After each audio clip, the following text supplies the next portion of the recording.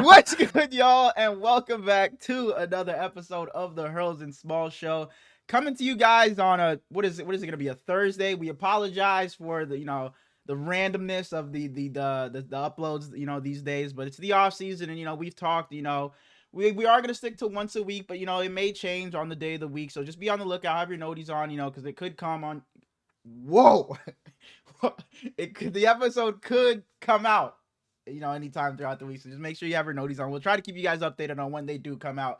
But we got And if it's Harlan's, it's coming every day.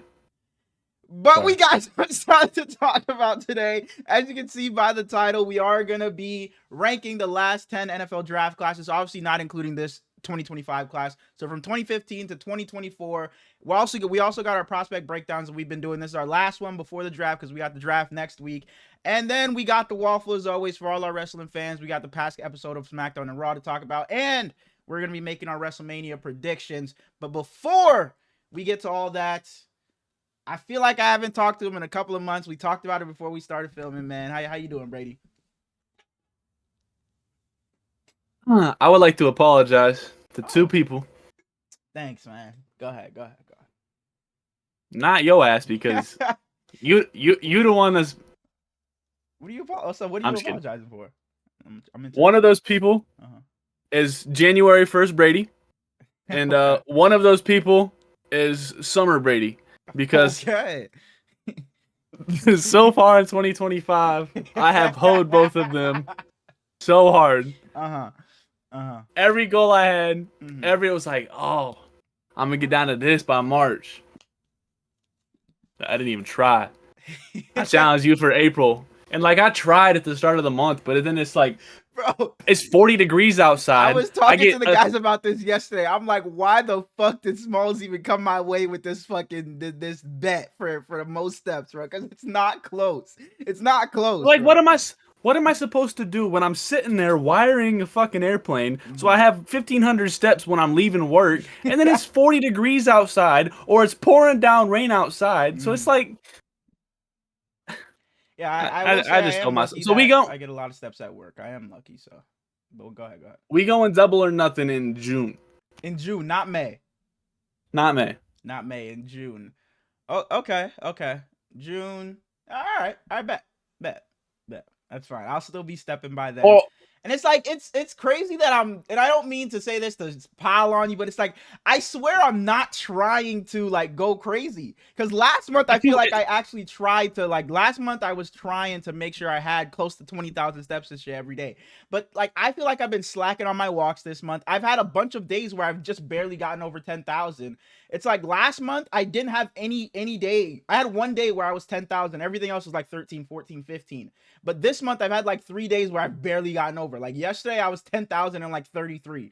I've barely gotten over. So it feels like I'm not even trying that hard this month. But you're just having an all-time stinker, bro. I just don't even have a chance. Yeah. I told you, we went flying last Wednesday. We did 37 loads of urea, which doesn't matter to anybody out there, but 37 loads is a shit ton. Yeah. And on a normal day for cover crop, which is late August until October, I'm getting 15,000 steps on those days, pushing 20 on some of them. Okay. I ended the day of work with 3,000 because I would walk my happy ass up to the airplane, and it's so cold that I just get back in the truck. I don't give a damn what the driver's doing. You have fun out there standing. My balls are shriveling up because I can't fucking feel them anymore. I'm gonna get my happy ass back in this truck and sit here. So it's Ohio sucks. Short story. Ohio blows. I cannot wait for the summer. I'm tired of this bogus ass job. Love my job, but I'm so tired of maintenance. I'm just ready for season to come. Lord, life been okay though. This weekend, I don't even know if you peep. I had 1,000 steps between Saturday and Sunday combined. I had 300 on Saturday. Suge was telling me about that. He was like, yo, or it might have been Dark. They were like, yo, Brady had, or Smallz, what is that? Is that why you had those? Because you were reading? Oh, okay. I started this book Saturday afternoon and finished it Sunday evening. Wow. Okay. It's a 400-page book. It's literally all I did all weekend. And it's I love reading. I read a lot as a kid, but at the same time, I hate reading because I finished the book and it's just like I'm upset. I didn't like, and with that, it's a prequel to the Hunger Games, so I know that he's not losing because he's in the Hunger Games, and like I know that he never dies. So I know the story, and yet it's still pissing me off to the point where I don't want to. I don't know. She's a phenomenal author. If you've never read the Hunger Games, to anybody out there, heavily influenced. I've only seen the first Hunger Games movie. The movies are phenomenal, but they're nowhere near as good as the books. Okay. Are you a Harry Potter guy? Because I feel like people say the same thing for Harry Potter. I've never seen or read Harry Potter. I wasn't allowed to as a kid, and then I just never really had any interest. Okay. Yeah. I've been all right though. How you doing, brother? I've been. That's good. Oh shit! No. Keep going. Keep going. I was no. We go. I've been great. I've been phenomenal. I was saying like yesterday on Sushi Stream, and I've been telling some of my friends that life had this 2 month stretch has been maybe the best 2 months of my life, or not of my life, of the last like 5 years. Like since like COVID started, I think this has been like the best 2 month stretch. It like since in that time frame. It's like, and I was telling one of my friends, it's like it feels like I'm just starting like this is a new era for me in a way. Like it's just a whole new me. Like 2025 has been a great year so far, and it's like I'm starting a new job and then coming in the next week or so. I've lost all this weight, so I feel like a new person. It's like there's just so much shit going on, so it's like it just feels like an entirely new era, and like these past couple of months have been amazing. It's like just like the small things I've been like I've gone to 2 Marlin games already. I went to the Marlins game by myself this past, when did I go? On Sunday? I went to the Marlins game on Sunday alone. I had a great time there. I watched the Marlins whoop ass. I'm 2-0 when I'm in attendance now. I got that Scooby-Doo jersey. Me and my brother are going to the Celtics Magic playoff game 4, I think it is. We bought our tickets for that game, so we'll be going to that. I got trips planned. I talked about those in the past episodes, but it feels like this stretch has been like phenomenal. Life has been great. You're gonna see the home team complete the sweep.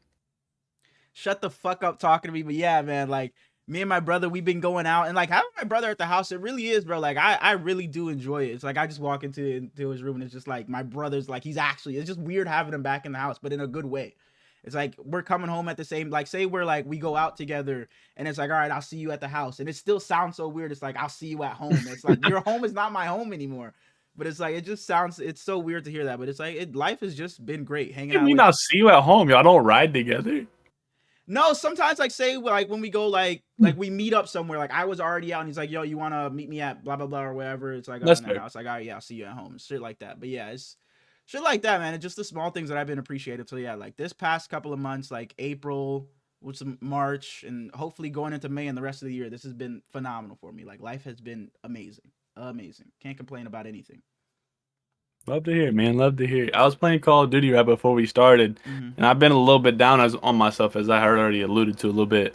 I was like, yeah, I stepped on the scale yesterday, and I was up to 193, and I haven't been in the above 190 in a couple months now at least. And they were all like, damn, if I saw the scale start with a 1, I would lose my mind. No, I would, yeah, no, legitimately, I'd fucking throw a party for sure.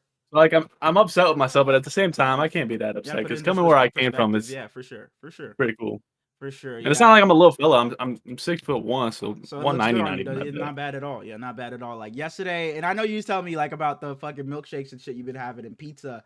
Yesterday I went and got crumble, and it's like my brother came home with crumble and he showed it to me. He's like, bro, this cookie was so good. And I was like, fuck, bro, you shouldn't, because I haven't had crumble in like years, like a year and a half, because I know one cookie is fucking 800 calories. And I was like, fuck it, bro. You know what? I'm out. I'm going to go grab 1 or 2 cookies. So I ended up getting a chocolate chip cookie and some other chocolate cookie that they had. Boy, that chocolate chip cookie barely made it fucking home, bro. It was like 2 bites left of it when I made it home. So I'm like, bro, on this car ride, I had just had 700 calories. Just of nothing. Bro, cookies are so good. Home. Yeah, I love the crumble cookie, chocolate chip cookie. But yeah, these past couple days, I will say I have been a little bit unlocked and we also went to Dave's Hot Chicken and shit like that. So I've been a little bit unlocked, but I think I'm still hovering around like 214, 215. So I really gotta lock back in if I want to get that 200 by June 1st. But it's definitely still doable. But I just gotta, just time back up and I'll be all right. So if we doing a step count in June, is that like just unfair? Because you're gonna hit 200 and be like, all right, now I can splurge a little bit.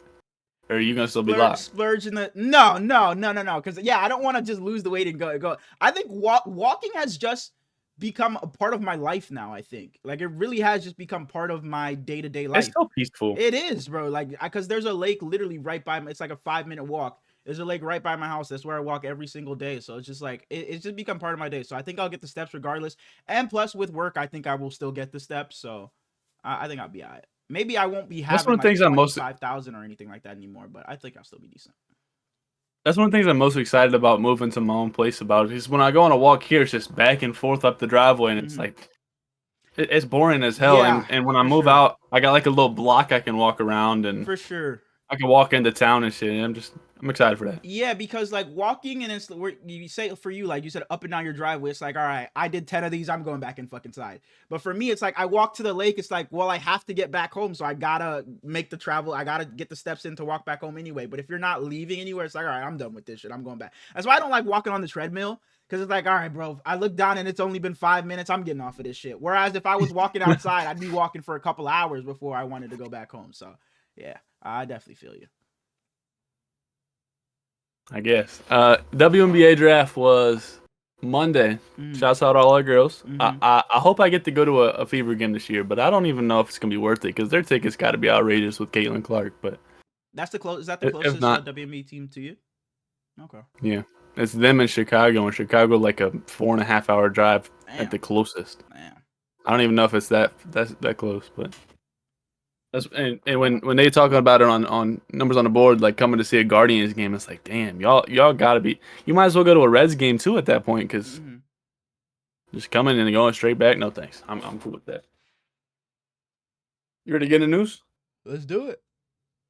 We got a little bit of news before we get into our rankings of the draft. Just stuff that's happened since when we filmed the 7th, and today's the 16th, so 9 days ago. Holy shit. And there's barely been any news. Bro, we figure out to be one every 2 weeks, bro, because holy shit, bro, ain't nothing to talk about. I was sorry to cut you off. Like, I was thinking about it, like, before we started recording. Like, this year we did, drafts of NFL rounds or whatever. What do we do next year?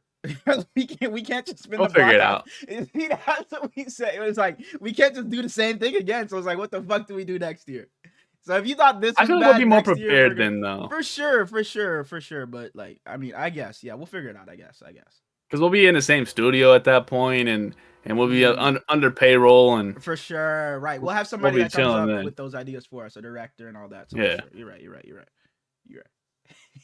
right. Shortly after we filmed, Travis Hunter came out and said that he can and will play every snap of an NFL game, of most NFL games.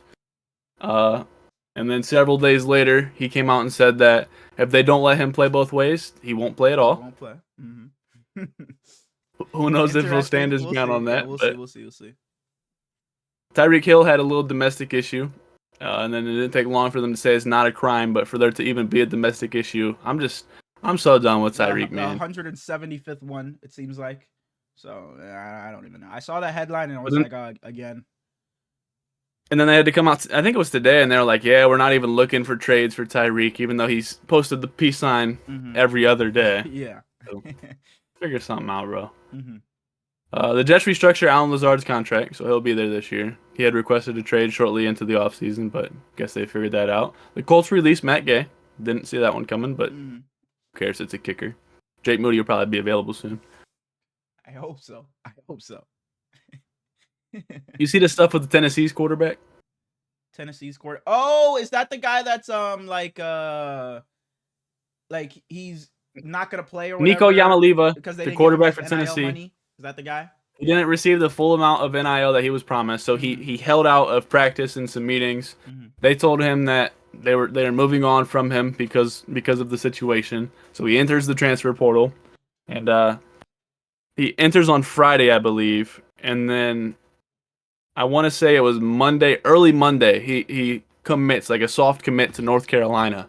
And in the last, I think it was yesterday, it came out that North Carolina's not even in on him. And then Tulane backed out on him as well. So he entered the portal from Tennessee for not getting his money. And it seems like he's going to get even less money going somewhere else. So I think he just kind of screwed himself and ruined his image at this point. But who knows? Ruined for him because he's a dog. So the next one doesn't matter, but I was very high on him coming out of the draft. The Eagles signed Terrace Marshall. Won't matter in a couple months, but shouts out to him. Joe Flacco, 1-year deal, back to Cleveland. They should have never let him leave, but here we are. Yep. Nasty quarterback room over there. For sure. Jalen Petrie, 3 years, $39 million extension to the Texans. I texted you about the next one and said that I was sad because my 3 guys are all battling in the same room. Yeah, but I was like, you gotta love it though. You gotta love it though. Like, this is a quarterback room you should be rooting for. You should be a Seahawks guy this year because they just got all of your guys over there. They got JSN too, and they're gonna have Buka soon. All your guys, hopefully. So you should be a Seahawks fan this coming up season. Oh, you don't got to tell me. Yeah, all right. I mean, the Niners are in the same division, so you're a Seahawks, Rams, and Cardinals fan anyway. So, nah, not the Rams. Not the Rams. Why not the Rams? Okay, Ant. Oh, I didn't even have a reason, but yeah. Okay. Bro, you hate Ant. Anytime Ant comes up, it's always.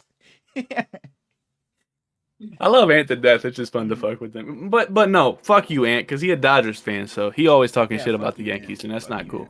Yeah. Go Marlins. Matt Mervis been on a fucking heater, man. Matt Mervis got me fucking turned up, bro. You've been fucking balling, and you hit another home run today on your birthday. Happy birthday. Is Yuri Perez back, or is he still out with his injury? No Yuri Perez, no Braxton Garrett.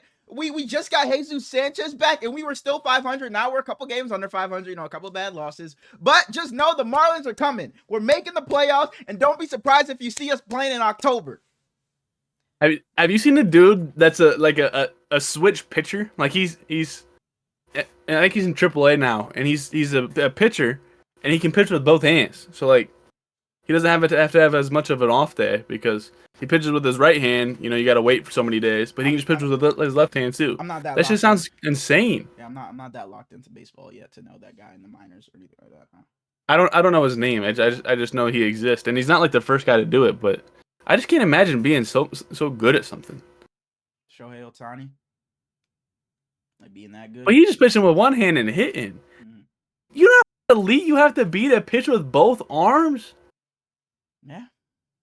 If you come out for Brady's making the first pitch at the Cincinnati Reds game, are you throwing like a good ball? Are you like what's it look? Oh, like you actually are. You are okay. And my friends were asking me how fast, like what's the fastest on a ball, like the fastest pitch you think you can make contact on? 20. That's what I was saying, bro. Like I went to the batting cages with my friends, like not a batting cage like it was the machine, but they were like just tossing some like baseballs and shit. Bro, I was missing it. And not that, I mean, it's not surprising because I never like played baseball, but it's like, holy fuck, it's not like they were putting anything on it. It was just an underhand toss and I just couldn't fucking make any contact. I was going like 2 for 10 and shit. So I was telling them, bro, if it's 30, I'm missing it. Like it's flying right by me and I'm swinging late as fuck. So I couldn't imagine being in the fucking league where it's 80, 90, 100. That shit sounds ridiculous to me. You know how slow 30 actually is for bro, no. yes. And they were underhanding it to me and I could not hit it. So I quitting baseball is one of the biggest regrets I have in my entire life. That's what my friend said. I just got not pursuing it. I played AAU and just normal baseball for a long time, and I think I just got burnt out on it. But then, like looking back, baseball was so much fun, and I couldn't hit to save my life, but I was good in the field and I was good at pitching. Like I would pitch every single game, and I didn't go to any practices, like not a single practice all season. Still pitched every game, and like when I pitched, we was cool. But then they take me out, and it's like because you can only pitch so many innings, and then take me out, and we lose. I remember this big ass kid. Yeah, I was gonna say, what's your greatest baseball memory? You made a game saving catch, ball's going out, it's gonna be a home run. You dive over the wall and grab it. I remember this big ass kid. He was like 3 grades older than me, and he just terrified me. So I just wouldn't swing the bat against him, and I think that just kind of got in my head, and I was a pussy against everyone else too. But my greatest baseball memory is probably we were down like 18-0, so it didn't matter. But I think I was at first or something like that, and I stole a couple bases, and the dude got a hit, and I'm running home. You were a and the catcher like that? You were stealing bases? No. You had the okay. No, I was never fast. But I was running home, and he has the ball just waiting on me because I got gunned out, Mm-hmm. and I just jumped over him. Wow. Okay. But like, Okay. you weren't allowed to do that. Oh. So like, they were arguing. It was like, nah, he should be out. And it's like, we down 18-0. Just give it let to him the have kid. it. Just let him have it. Okay. So it counted. You did get the run. Okay, so final score ended up being 18-1. Okay, we'll take it. We'll take it. But the worst part is like little kids. I was on the team with all my homies. We were called the Grinders or some shit like that. And in the next level up, we were all supposed to travel to the next team. Like all of us onto the same team together. And everybody did except me and one other guy. And that's strictly because you just didn't want to play anymore? No, we went up to the next level. Everybody else got to go back together. The other guy, he went to the best team in the best team that was there. I went to the fucking worst. What is the luck in that? Why don't I get to just go with him? Wow. So I know Lil Brady was just over there crying, missing his teammates, but now you got to be the star of the worst team. That shit ain't fucking matter. And my pops is the type of dude. I've told a couple stories about him, but he's like, and he wanted me to transfer school so badly to the place that he went to high school, and like, I'm not leaving my homie, so I never did. But he's like, Brady, this team is so fucking bad. We're wasting our time going to all these games and all these practices. Wow. And I didn't go to practice anyways, but it's like, he had me fucking crying because it's like, Dad, I don't want to quit. These are my best friends. Oh, your dad made you quit? No, he didn't make me, but he was trying to. Like he was trying to peer pressure me into not playing for that team and just doing AAU. And it's like, I would rather do this than AAU because I don't fuck with that team anyway. It is what I had a nasty curveball though. That's all that really mattered. Oh my! And I was pitching at I don't know what it's called, but it's like the little net that you just throw to. You know what I'm talking about? The little net that you just bro. And I was in there just practicing some pitches because I've never really pitched in my life. I was fucking god awful. I'm throwing shit way to the left. I'm missing the net completely. I'm like, if I try to put any heat on it, it's going the complete fucking other direction. So I'm not a baseball guy. That's probably another sport you'd In AAU, we had a pretty good team, and we were going up against the best kid in like the entire tournament or whatever we were doing, and he was just hitting fucking bombs, and coach pitches me, and I'm doing all right, and I go up against this kid, and he comes up to me and goes, Brady, throw a curveball every single pitch, no matter what happens, throw a curveball every pitch, and the count's like 2-2 or something like that. And I'm thinking to myself, should I really just keep throwing a curveball? There's no way he's not gonna fucking hit it. Fucking seam down the middle, and he knocks that bitch out the park, huh? I threw the curveball, and then the curveball was. Bro, I want to know. Not that it's a good feeling, but I just want to know what it feels like. Because when a pitcher, No, you don't. It's so funny looking at a pitcher's face when they just hear that get smacked, and then they turn around and they're just, oh my god, bro! It's the funniest thing every single time I see. I gave up 2 home runs in my life, and that one is like, damn, that sucks. But he was a fucking dog. The other one is like, this dude fucking reeks. Comes up to bat. Oh, I got this one. Feeling myself a little bit. Fucking nuke. Gone. Wow. Pissed. We just had a tangent about fucking playing baseball. Crazy tangent. Back to football. Speaking of throwing, Derek Carr, shoulder injury. Probably gonna miss the entire season. So why they gave him $40 million? Who fucking knows? The Saints and all Saints fans move the team. Reese, Frosty, and that's all the Saints fans I know. Good luck. Bro, what's wrong with New Orleans? They got the Pelicans and the Saints fucked up. Drew Brees the only thing that can save them? They might as well just... Patrick Peterson officially retires as a Arizona Cardinal. Shouts out to him. And I saw him say that his body could have still gone more, but he didn't want to. And that's kind of cool. I don't know if I agree with him, but that's kind of cool. 3 years, $40 million for Kyler Gordon to return to Chicago.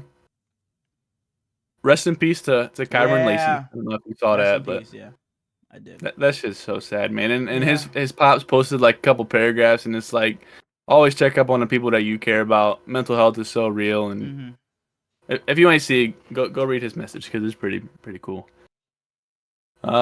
Max Crosby announced as assistant GM of Eastern Michigan, his alma mater, and Trae Young, Steph Curry, and I believe Terrence Mann all are in the same bowl in the NBA, but Max Crosby the first one in the NFL, and I think it's cool that they're starting to do this more. especially with the NIL shit where they can. Holy shit! I forgot I rolled my window down and car just went by and about made me shit myself. Tyron Smith retires, Cowboy. Jalen Ramsey possibly working on a trade. If they keep Tyreek and trade Jalen Ramsey, that shit would be hilarious to me. But I saw Asante Samuel say he should just go to safety. Safety, yeah. That I feel like that's one of those things where it's like, what's the saying? It's like, it sounds better. Shit. Today, dude. Bro, and I'm laughing. They don't know because you sent me that shit and it killed me. But I don't know. You know what I'm trying to say? Like, it sounds better than it actually is. It like yeah, I got you for sure. Let's move on. Like, it doesn't happen as often. It doesn't work out that way as often as people make it seem. It's like, oh, just an older cornerback to throw him to safety. It doesn't like really work like that as often as people like say. So I know what's his face. Charles Woodson did it. I know like Richard Sherman was in talks. It just doesn't. I don't think it really works as much as people think it does. I think it could with Ramsey though, just because he still is so damn good. For sure. Cam Ward was playing Fortnite. Yep. And he was just kind of ranting. I don't know if you saw anything other than this clip, but he said some of his favorite running backs in the NFL were Tony Pollard, and he just said Spears. I don't even think he knows his first name. I'm trying to find it because I just saw it before we started recording. I was on Instagram, and that was the first thing I saw. He said, yeah, AJ Brown pretty good, but he not Calvin Ridley. Yeah. He said Justin and Jamar up there, and then he said Treylon Burks. I like Treylon Burks. Like, bro, it's ridiculous, bro. Usually don't even play for them. Like, Cam Ward, bro. I mean, at least he knows he's a Titan. He's just saying the right thing. I'm not even saying the right things. Just fucking talking. Definitely not saying the right things. Fucking Treylon Burks. Calvin Ridley is a Titan. What am I talking about? Yeah. Oh, I didn't even realize you said that. Man, they so bad. All right, we're gonna play Guess That Quote. Not even to draft him. What's up? Guess that quote. It's tackle football. You know what I'm saying? I drafted the guy they can't tackle. They can't. Ashton Genty. Tackle. Oh, wait. Say it again. It's tackle football. You know what I'm saying? I drafted the guy they can't tackle. He's saying that they fucking can't get him to the ground because he's that good. Ashton Genty said the quote. Why it was guess the quote, but you told me the guy? I thought I was. Yeah, because you seemed confused. You were supposed to guess the quote, and then you said wait like 7 times. Okay, sorry. Okay. But so Ashton Genty is, just pitching himself and just saying draft the guy that you can't tackle is what you're saying. You think he bought a house yet in Vegas? No. Fuck no. Why he might as well.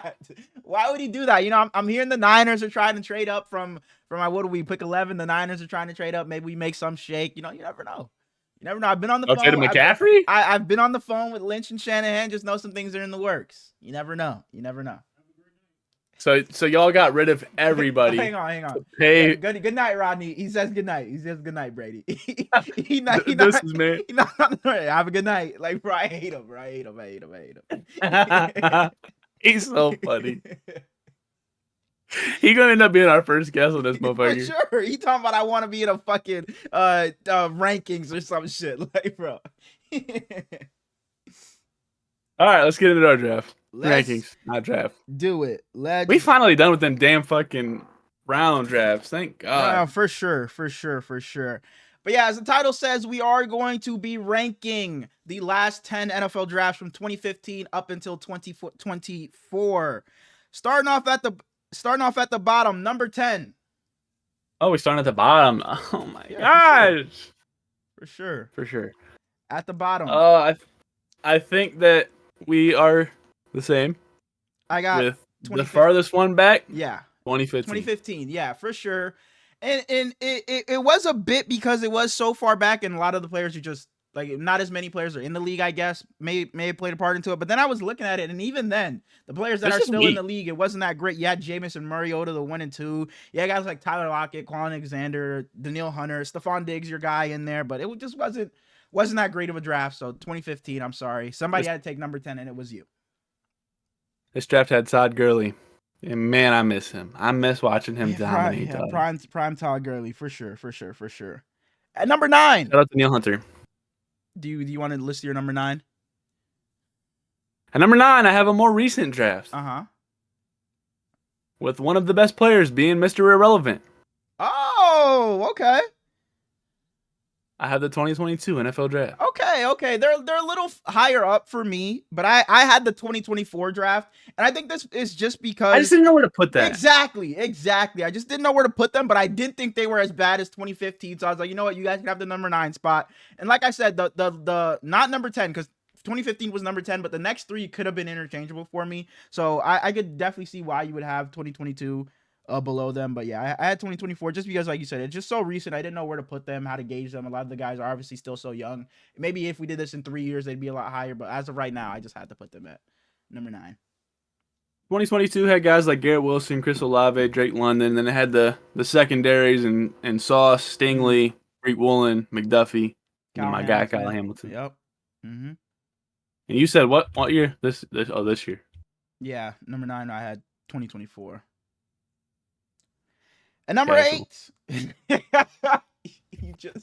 at number 8 is where I had 2022. You just talked about them, but yeah, it was interchangeable for me. Yeah, I had 2022 right here. You said I had him a little higher. I was thinking, oh, he got them at like 6, I didn't want to say. Look at him. 7. I knew he was gonna do that shit, bro. But I didn't want to say I've been here for 5 years, but it feels more like 6, 7. Bro, who's your number fucking 8, bro? Please.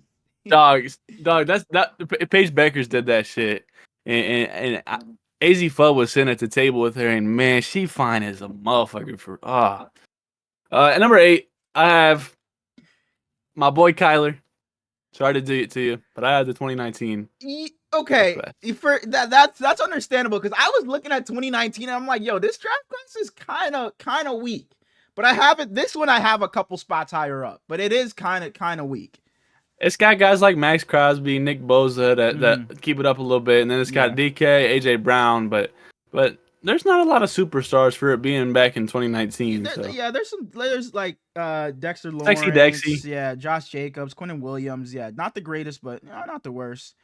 At my number, where were we? Number 7. 8. No, I did 8. 8 was 2022. Oh, my number 7. I have 2023. This is where I had the 2023 draft class. I guess a bit of it was that it was also a little bit recent, I guess, but the players are kind of more established. But I think every draft class above it has more talent than this draft class does, if you ask me. I don't know, dog. 2023 is tough. For sure. But I was just going through, like I had the list of players and I was going through it and I was like, I think I would take 2019 or 2017, 2018. And I was just going down the line. I was like, yeah, I think I take this draft class over. I think I take this one over it. And I think after 2023, I think the rest of them are in like another tier. I think this is where it ends. Like from 6 and up, I think it's a different tier of draft classes. And I think 2023 is just on the outside of that tier for me. 2023, you got a bona fide star in CJ. You got Bryce Young and Anthony Richardson, who are both question marks. Jameer Gibbs, Devon Achane, Bijan Robinson, all-star running backs. You got Puka, you got JSN, Sam Laporta, Will Anderson, Brian Branch. You just got a lot of guys. Christian Gonzalez. I'm not arguing with you. I'm just listing guys for anybody out there who might not know the class just off the top of their head. Jalen Carter's in here. Jalen Carter's dog. And at number 7 is where I have 2024. No, we already talked about them. Pretty high, but it is what it is. I just think the receivers in that class were so tough. Malik Neighbors, Brian Thomas, Brock Bowers, and you got guys like Jared Verse and Cooper DeJean who already made such big Daniels. So I don't. All 3 quarterbacks. I don't blame you at all. I would hate to be the fucking Titans. This is the year that we tanked when we could have got Drake May. Yeah. We could have got Michael Penix. Could have got Bo Nix. Yeah, I'm glad we chose this year. No, number 6 on my list. This is where I had the 2019 draft class. I think they just had some pretty high end talent. I don't think it's the deepest, but I think their top talent is some of the best in the league. When you talk about Nick Bosa, Quinnen Williams, Josh Hines Allen, TJ Hawkinson, Sexy Dexy, Brian Burns, Max Crosby, Scary Terry, AJ Brown. So this is where I had 2019. I'm making a last minute change. Okay. I'm putting my number 5 to number 6, Okay. and I'm putting my number 6 to number 5, Okay. which means Mm-hmm. at number who did you have for 6? 2019. 2019. Where do I already listed 2019? Okay, The so it's just Sacramento Kings and 2023. general manager Monty McNair are mutually parting ways. Some breaking news for you. And what did they want him to do? He said they fired him before they got out the arena. At number 6, I have the 2021 NFL draft class. Okay. We got guys like Trevor. We got guys like Justin Fields. Who Yeah. What is this? 4 years, 5 years into their career, still are some of the biggest question marks in the NFL. Yeah. Najee Harris, Travis Etienne, who knows? Mm-hmm. Jalen Waddle and Devontae Smith can either give you 200 yards or three targets for 7 yards.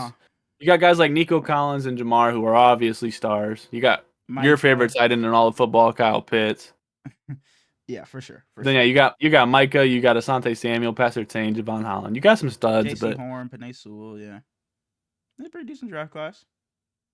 Yep. Yeah, that's who I had at number 5. They're not the greatest, but not the worst. And I think the quarterback. I don't know how much what you took into like, oh, who was the number 1 overall pick in this draft or shit like that. Were they a bust? Were they not the greatest? No, but yeah, I just kind of did who they have. Yeah, the quarterback class, I guess, just wasn't up to par with the rest on this because there are some crazy quarterback classes in coming up. So For sure. I just didn't want to put this too high because strictly based off the quarterback class, I just didn't think it lived up to the rest of them. So I had 2021 at my number 5.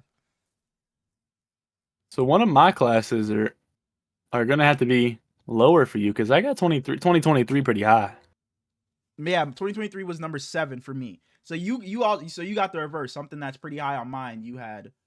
So what did you already say? I'm guessing my next one's pretty high for you. Okay. Or maybe it might just be one spot up. Yeah, maybe. At number 5, I have the 2016 NFL draft class. Oh, okay. No, not much higher. Not much higher. You got guys like Dak Prescott, Jared Goff, Carson Wentz. You got the greatest running back to ever touch a football field in Ezekiel Elliott. I just knew you was gonna have this at number 1 or some shit just because of Zeke. I just knew you was gonna come in and have them at 1. You got stars like Derrick Henry, Michael Thomas. You got Joey Bosa, Matt Judon, Chris Jones. This should have been higher. I ain't gonna lie. Yeah. This is a good ass class. Yeah. The Chiefs walked away with Tyreek Hill and Chris Jones in this draft, bro. Tyreek Hill. Yeah, fuck, dude.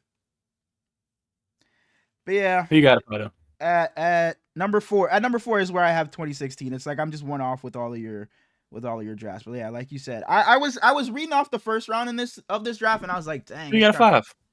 Oh, did I not say my 5? Number 5 was 2021 because you had them right before again. So I was like, I didn't need to say it because you had just finished talking. You had them number 6, right? Yeah. Yeah, 2016. I was looking at the first round picks and I was like, yeah, it's kind of, this is going to be kind of lower. But then I got to the second round and it just started, hitters just started flying off. Like you said, Derrick Henry, Chris Jones, Michael Thomas, Kevin Byard was there, Joe Tooney was there, Justin Simmons was there, Tyreek Hill was later in this draft. So this was a draft that got carried by the later portions of the round and Buckeye Von Bell. Shout outs to Von Bell. But yeah, the top of the, first round just kind of had me thinking it was going to be towards the bottom, but the rest of the draft kind of carried for me. But at the same time, it is almost a decade ago, so the later round should have shaken out at this point. For sure. We can't really say the same for the more recent ones. For sure. And number 4 is where I had 2023, so you had them at 7, quite a ways back. Maybe they shouldn't have been as high as I had them, but I just think they have so much potential with who was taken in that draft class. Mm-hmm. And if they can block C.J. Stroud, Lord have mercy, he's just so talented. I just took that in at number 4 for 2023. Wow, that's pretty high. Yeah, I had 7. I mean, shit, it is what it is. But no, I respect it though. And number 3, now these top 3 are heavy hitters. I think our top 3 may play in the same way. At number 3, I had 2020. I think at number 3, I have 2020. Yeah, it's an amazing draft class, but the top 2 I think are just, like I said this before we started recording, I think the top 2 are solidified in whatever order you have. But the top 2 are just in a class of their own, but 2020 is right there. They're still damn good. Look at the quarterbacks in this class. Yes, bro. Yes, the classes we got left have some crazy quarterbacks. Yes, you got Joe Burrow, you got Tua, you got Justin Herbert, just right there. Then you got Jordan Love as well in this draft class. Like this Jalen Hurts, Jalen Hurts in the second round. Super Bowl MVP. This was a great draft class. And then you talk about guys like Chase Young, AJ Terrell, CeeDee Lamb, Jonathan Taylor, Justin Jefferson, Brandon Ayuk, T. Higgins was in this draft, Antoine Winfield Jr. So yeah, Trayvon Diggs, AJ Terrell. I put Jawan Jennings when I was writing down names. I put Jawan Jennings down for this list. We got Zach Vaughn, Alex Highsmith, L'Jarius Sneed, Jeremy Chin, Jalen Johnson. There's a lot of talent in this draft. A lot of talent. It wasn't like, oh, this position carried. It was across the board. It was just a bunch of talent. So yeah. So we're gonna have that. We're gonna have one of those this year too. I pray we do. And number 2, let's see if we're the same. Oh, what's up? I watched, Benchwarmer Brand, one of my guys in this content world space. And I watched his mock draft a couple hours ago.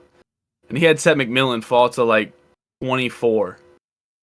And I damn near clicked unsubscribe because that shit that shit's disgusting, man. I want him to go 5, and he got him to the Packers at like, what do the Packers have? 23, I think. Man. He had the comment, Matthew Gold. Fuck you or something. Nah, I'm not much of a commenter on YouTube. But he had Matthew Golden going 12 to the Cowboys and Tech falling to 23 at the Packers. We can't be serious. Not as high as him as you are. And number 2, the top 2 draft classes in the league. It's tough. 2017 and 18 are what we both have left. 2 great draft classes. But at number 2, I went with 2018. Both of these classes are so good. And I would say as a whole, I think 2018 might be better than 2017, but 2017 has a top 2 player of all time. One of the 2 greatest football players to ever touch the gridiron. Yeah. Even if Mahomes had a weak class around him, it would have not had him this high. But he's still, just because Mahomes was in there, you probably have him at 5. But then you have good players around him. It's like he has to be, at towards the top. So yeah, at like you said. So obviously so you have 18 number 2 as well. Okay, so yeah, like you said with Mahomes, he's our number 1. So 2017 is our number 1 because 2018 you had a great quarterback draft class here as well. You had Josh Allen, you had Lamar Jackson, you had Baker Mayfield, Sam Darnold has turned his career around. You also had Josh Rosen in there, but hey, it is what it is. But then you had Saquon. They rattled off, like, I'm gonna list them. This was all in order. Yeah, Baker, Darnold, Saquon, Denzel Ward, Bradley Chubb, Quentin Nelson, Josh Allen, Roquan Smith. You had Minka, Vita Vea. Like, that's all down the line. You had Derwin James in there too. Jair Alexander, Nick Chubb was in here. Just Fred Warner's in here in round 3. DJ Reed. There's a bunch of talent in this draft, but like you said, with 2017, it just doesn't live up because they have the talent, and then you have Patrick Mahomes on top of it. So it's just tough to compare. 2017, there's Mahomes, there's McCaffrey, there's Myles Garrett, TJ Watt, Dalvin Cook, Joe Mixon, George Kittle's in here, Aaron Jones, Trey Hendrickson, Alex Anzalone. So it's just tough to compare when you have Patrick Mahomes. But yeah, I think those were the consensus 1 and 2. But I think, our lists were pretty similar. A lot of ours were, besides, 2023 that you had pretty high. 23, I had them higher. Everything else we had like one off or right there. So if we do this again in 5 years, 5 years from now is what, 2030? So 2020. So these classes wouldn't be anymore. I was gonna say when Lamar wins these next 4 Super Bowl MVPs, it's gonna be like he might have them above the 2017 class. But you know what's a good series that we may have to do when we're still a podcast in 5 years and we're on ESPN or whoever decides to sign us, Fox, FS1, whatever it is, we should do like who is it? 6 Rings of Steel does this series, and like the top 10 players in 2020, like he'd do 2030 in 5 years, 2030 in 5 years. So maybe we should do that. Maybe next offseason or this offseason, we predict it doesn't have to be like top 10. If we just do the top 10 quarterbacks in 2025 or some shit, or in 2030 or something. You know what I mean? Look at Justin Fields being number 1. Okay, never mind. I don't like the idea anymore. Never mind. You a hater. But yeah, Birdie not even sniffing the list. That is our rankings for the last 10 NFL draft class, and we are going to get into our prospect breakdowns. This is our last one before the NFL draft. The NFL draft is next Thursday. We'll be doing something next Thursday. And for people People might be thinking, well, you got an episode next week, which is true. But next week we're gonna have our final. We had our first NFL mock draft. We're gonna have our final mock draft. Some of our favorite prospects, some of our favorite sleepers, and just have a whole draft episode as a whole, and not just focus on 3 guys that we watched a little bit. For sure. So yeah, my 3 guys this week were Jalen Noel, wide receiver, Iowa State. I almost said Ohio State. Darius Alexander, defensive tackle, Toledo, and Jordan Birch, edge, Oregon. I had Jeffrey Bassa, Smile London Jr., and Mason Taylor. Did you want to start? I'm starting. What's the word? I'll go first. My first guy, Mason Taylor, 20-year-old, 6'5", 251 yard. I was 251 yards. He stinks. Damn. 251-pound tight end out of LSU. Mm-hmm. And I'll be honest, when I picked him, he kind of he has a look of a tight end that I'm not like super fond of. But after watching him, he's like he kind of looks like the big goofy white guy. But I feel like that's what all tight ends are. Like George Kittle, like they're like you. Wait, do you mean character wise or just like the way just like purely looks? Oh, okay. That's fair, I guess. Who's my favorite tight end? I mean, my favorite tight end of all time is Gronk. So I mean, exactly. That's what I'm saying. Because I feel like tight end and offensive linemen, they're always the goofy guys on the team. Gronk, George Kittle, you know, the offensive linemen are always just the big funny guys. So I feel like that kind of works for him. You know, if you said he's just the big goofy guy, he may go down as the greatest tight end of all time then. I don't really like remembering names. Can I just call you Grover? Well, sure. Come on in, Grover. Don't know. He knows my name. Don't know that quote. Don't know that movie quote. It's from Family Guy. Oh, I said fucking movie quote. It's from Family Guy. What am I talking about? Mason Taylor. Some of his strengths. He's got some big ass mitts on him. He's got big hands with a natural feel for the ball. Mm-hmm. So that's already an advantage. You know, some receivers have small hands and it's a little bit of a disadvantage because they want to catch it with their body instead. He's got them big mitts. Mm-hmm. He's really got good speed for the size that he is. 6'5", 251 with, I think he was a 2.65, a 4.65 40, which is pretty good. 2.65 again, bro. Like, holy shit, he was blazing. Like, god damn. He's got good change of direction skills. I know we talk about them hips lying. His hips don't lie too bad. He seems confident to find the soft spots in the zone coverage when they're going against it. A lot of tight ends in this draft, that seems like one of their advantages, and maybe that's just an easier thing to do at the collegiate level. Who knows? He creates chunk plays after the catch, and a lot of guys, you know, Tyler Lockett, he catches that ball, he get down. Mason Taylor, he's gonna get that ball. That's the type of football player you'd be. Just catch the ball and go down. Oh, absolutely. Okay. I'm fucking putting my head down and running through somebody. What the fuck is he talking about? I may walk away from the league like Antonio Brown. I may walk away from the league like that, but I'm gonna be a great player, man. Speaking of 1-year career, man, I miss James Robinson. Man, but, Chris Borland, 1-year career is Chris Borland, linebacker for the Niners. We drafted him. He was phenomenal, and then fucking retired, bro. I would have traded the world for Myles Gaskin. Mason Taylor, he gonna catch that ball, and he's just good in space running anyways. But then he gonna run at you too, and he wants to run fucking through you. He uses head fake and tempo changes to manipulate his defenders, whether it's the guy on him or guys in zone. He kind of knows when to slow down and speed up, and I love that when you're watching basketball. Tyler Hero's gotten really good at it. Yeah, like the Euro step, and you like kind of stop and like it's beautiful. Tyler Hero, he took a step right and fucking threw a missile at Khalil Ware tonight. Yes! Where he kind of like looked the other way and whipped that shit. Yes, bro, pop your shit, bro.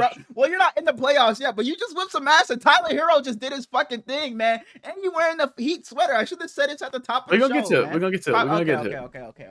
gonna get to it after football. All right, bet. Some of Mason Taylor's weaknesses are he struggles to anchor against power rushes. So whether it's a defensive edge, whether a defensive tackle gets lined up against him, even if it's just a bigger linebacker, they can blow through him. he can get walked back into the quarterback if he is blocking on a pass for whatever reason, and that's just one of the most frustrating things to watch as a football fan. Mm-hmm. And the same thing can happen when he run blocks. He tries to get too high. You're just gonna get ran through, dog. Mm-hmm. He primarily operated from the slot and from wing alignments at LSU. So who knows if he's going to be like a pure tight end or if he'll be used outside a little bit like Kyle Pitts is, or like Kyle Pitts was supposed to be at least. Oh man, Kyle Pitts. Love you. He can get caught telegramming. He can get caught telegramming when he's going to break on some of his routes, which is definitely not a good thing. Mm-hmm. And he's not super explosive out like immediately. So I like him though. Big fan. I'll start off with Darius Alexander, defensive tackle from Toledo. He's 6'4", 305. Some of his strengths, you talked about with your tight end. I don't even remember his name. He also has some big hands and long arms. So he's getting into what's my guy's name? Who did I just say? Darius Alexander out of Toledo. All right. My fault. My brothers live in Toledo. Oh, so that don't even count. But he has heavy hands and long arms, so he's able to get into blockers before blockers able to get into him. And he already has the NFL size. I said he's 6'4", 305. So he's I'm not listening when you talk about Jalen Noel. So he has the. I know your guy was a receiver or tight end. Shit. So he has the NFL size already. I'm just out of it. Where'd he go to college? Bro, you fucking bogus. He said it was it LSU. No, it wasn't LSU. That's not what you said. It wasn't LSU. I remember all his. Yes, it was LSU. It was. I'm gonna say it was. Oh, okay. Mason Taylor out of LSU. Mason Taylor. Shout out to you.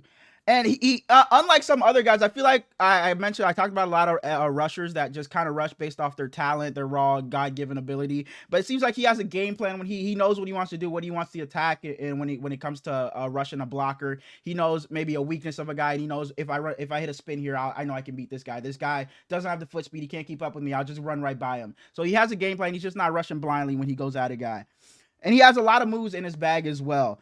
But some of his cons, I feel like I say this with every single rusher I do. He plays too high. And feel like we say it every episode. Low man wins. His pad level is just too high when he's rushing the passer. His first step isn't great. So it's a good thing that he has those long arms, that he can get into blockers because of those long arms, but he's not going to get there because of his quick first step or anything like that.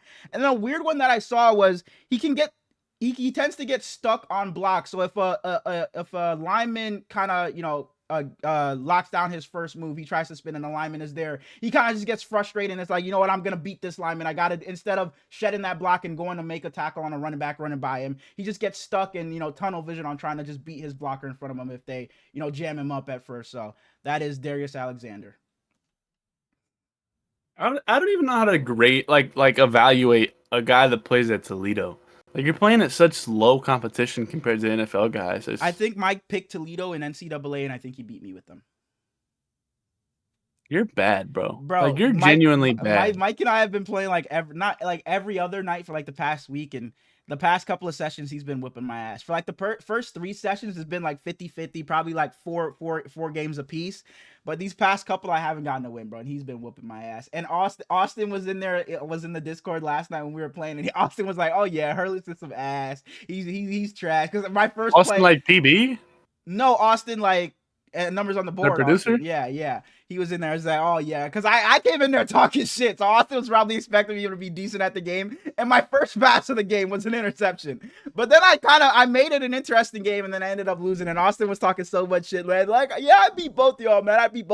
So I was telling Austin, man, what's up? You can get the work too, but I ended up losing all 3 games against Mike last night, so it shit didn't matter. Bro, you're bad. You're so weak. And I keep telling him, like, Mike isn't good. Mike isn't good. It's because I'm bad. Like, I'm making them, like, I just throw a bad interception, so Mike is fucking 15 yards away from scoring. Mike don't do nothing special. Mike, for all the time he puts into Madden and all these games, his ass is weak. The fact that I'm in these games with Mike shows you that he's not that good, but it's just I beat myself every fucking time, and it pisses me off, bro. It pisses me fucking off, bro. Like, I can't. And for anybody out there watching that doesn't know, I bust Hurlin's ass when we play Madden. So. That's not true. I don't think that's true at all. I don't think that's true. When's the last time we played Madden? First of all, like what? Madden fucking 23. You might have one win against like 10 losses. I don't even think we played that much. But when Mike had his league, did we ever play against each other or anything like that? Do you know? No, so it was just like, oh, just a quick play. I was undefeated though. I was like 4-2. I was pretty decent in that league. I was 4-2 because I remember Mike. 4-2. Is that bad? 2. Oh, because you're saying you were undefeated. 2 losses. I was pretty decent. I think I had your boy. There's motherfuckers like Devin in that league. All right, I had Wreckmate in my division. I remember that. That's why I first met him. Wreck was tough. League. Yeah, he was pretty. I didn't play him yet, but yeah, he was pretty decent. I think he was above me. He was undefeated or some shit like that. But yeah, that crazy tangent again. But fuck it. You know Crib? You remember Crib? Resistant Crib? Yeah. Yes. I think I played 2K with him before, like fucking Wreck or some shit. Every fucking MMG league I was in, I would get so unlucky and have him in my division. Oh, and I would make the playoffs every time, and then it'd be like, oh, here you go, Crib. He gonna bust my ass again. So it don't even matter. I might as well not even join the leagues. If there's any chance in hell you watching this, Crib, you get one of them. How far back have you played in Mike's league? Because I was in Mike's. I want to say I was in one of Mike's Madden leagues. This is maybe before I even knew you. Maybe like 2021 or 2020. Maybe I don't think I may have known of you, but I don't think we were like friends or anything.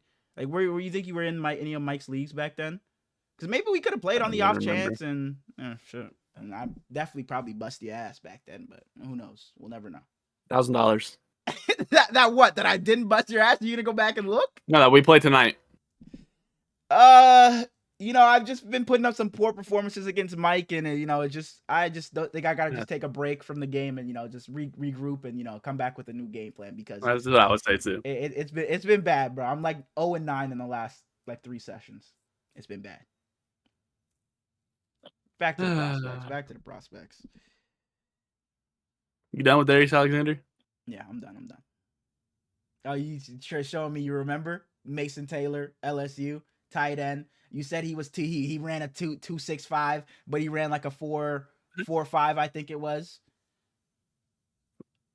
Smile Munson Jr., 22-year-old, 6'2". Smile? That's cool. It's pronounced like Smile, but it's Smael. Smael. Okay. So like Smile, but like yeah. I think they say Smile. Maybe not even like Smile, but like Smile, Yeah, Smile. I don't know. It's a weird name. Yeah. 6'2", 224 pounds, not yard, not yard. All over the place. Linebacker out of Georgia, and them Georgia fellas always the safe pick. Munden. I don't know if I remember playing with him because I've definitely played with Georgia against Mike. I don't remember ever seeing that name, but sorry. Probably got your ass busted with one of the best teams in the game. No. Fuck no. Georgia was when I spanked his ass because fucking Trevor Etienne was running all over the fucking place on him. All over the place. He just had a visit with the Patriots today. Shout out to you, Trevor. They'd be in the same division. No, they wouldn't. No, they wouldn't.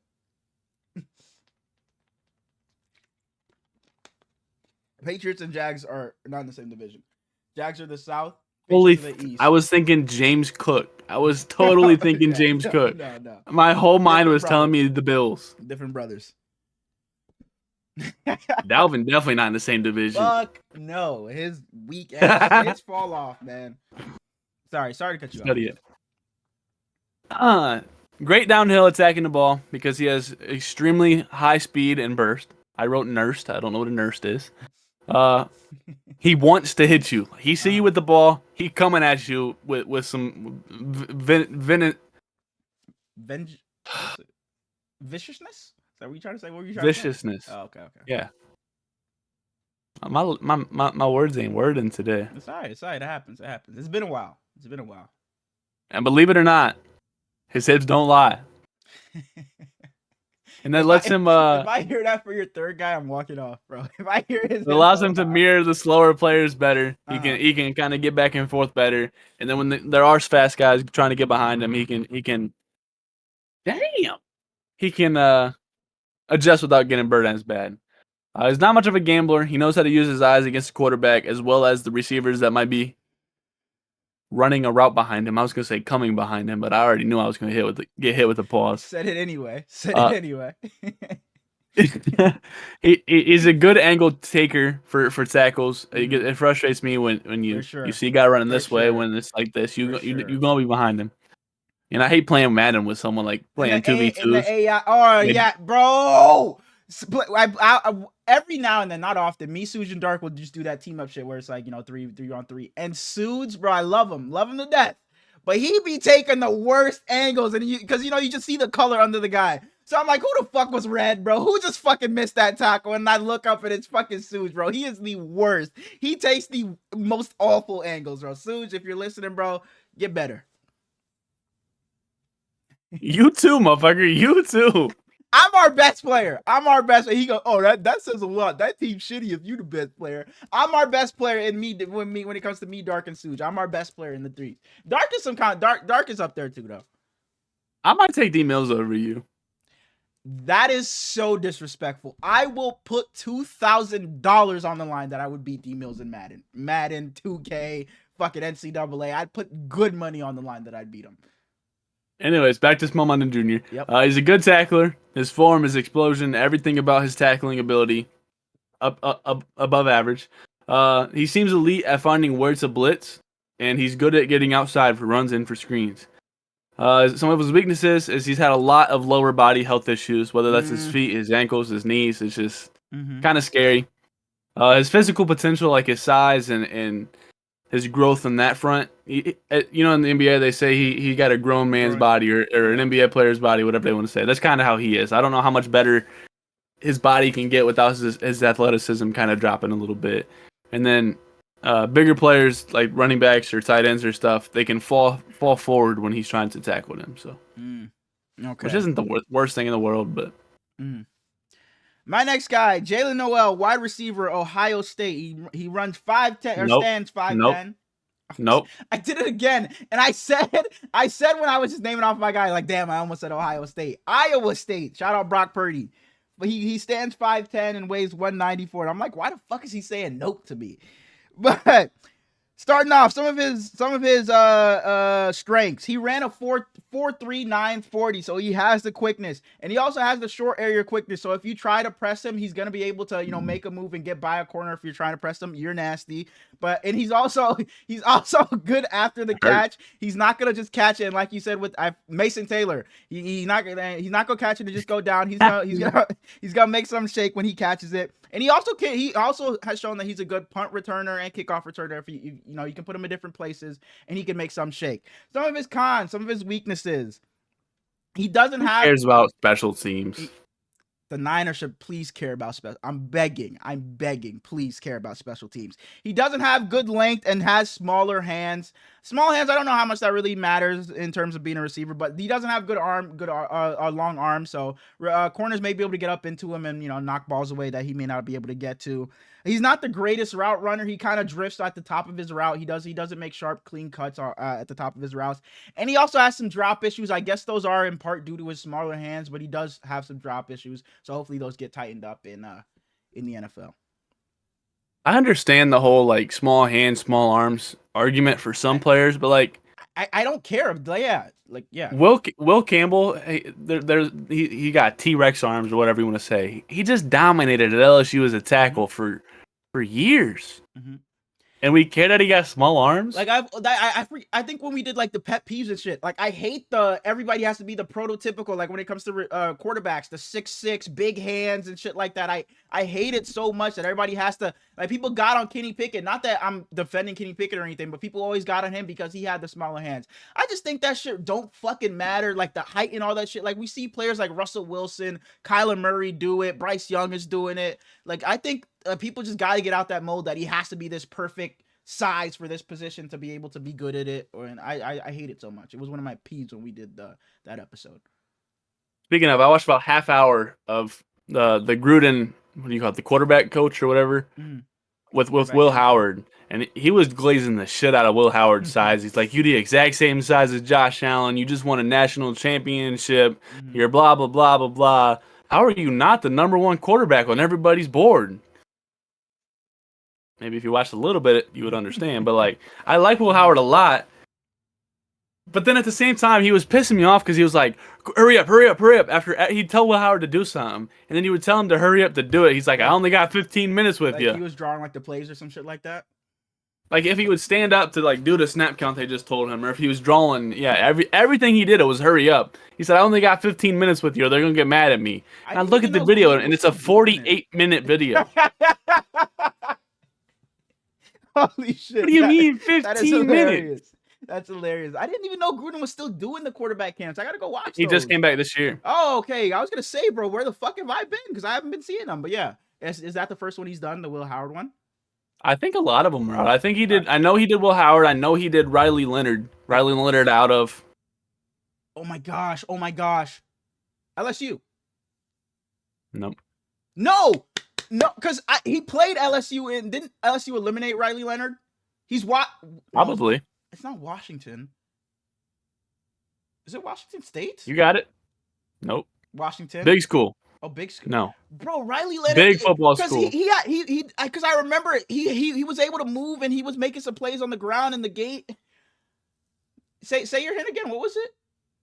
Big football school, like big one of the schools. You ever seen Rudy? Mm-mm. You've never seen Rudy? I've never heard of Rudy. He went to Notre Dame. Oh my gosh, bro! Because I remember watching the game and listening to the game and hearing Riley Leonard and that's annoying. LSU beat him, right? Or no? I don't know. Oh, okay. I don't remember. He did Will Howard, he did Riley Leonard, he did Seth Hennigan, which I don't know. And then he did Kyle McCord. Kyle McCord out of fuck no. Transferred to Syracuse from Ohio State. Okay. But yeah, like that Gruden camp shit is what made me think DeShone Kizer was gonna be the next fucking guy, bro. I watched that shit and I was like, oh yeah, DeShone Kizer's coming in to be the guy. Like that's the fucking guy. That's the man right there. And then he came in and was. Let me just say that Gruden went a little bit viral when he posted the quarterbacks he got for the QB class because there's not even a scent of melanin. Oh wow.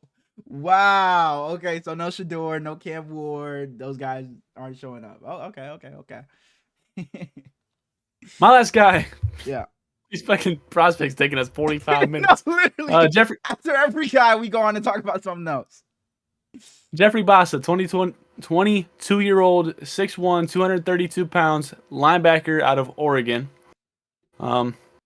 Oregon, big school, you know. Mm-hmm. Oregon. Only bozos like Oregon.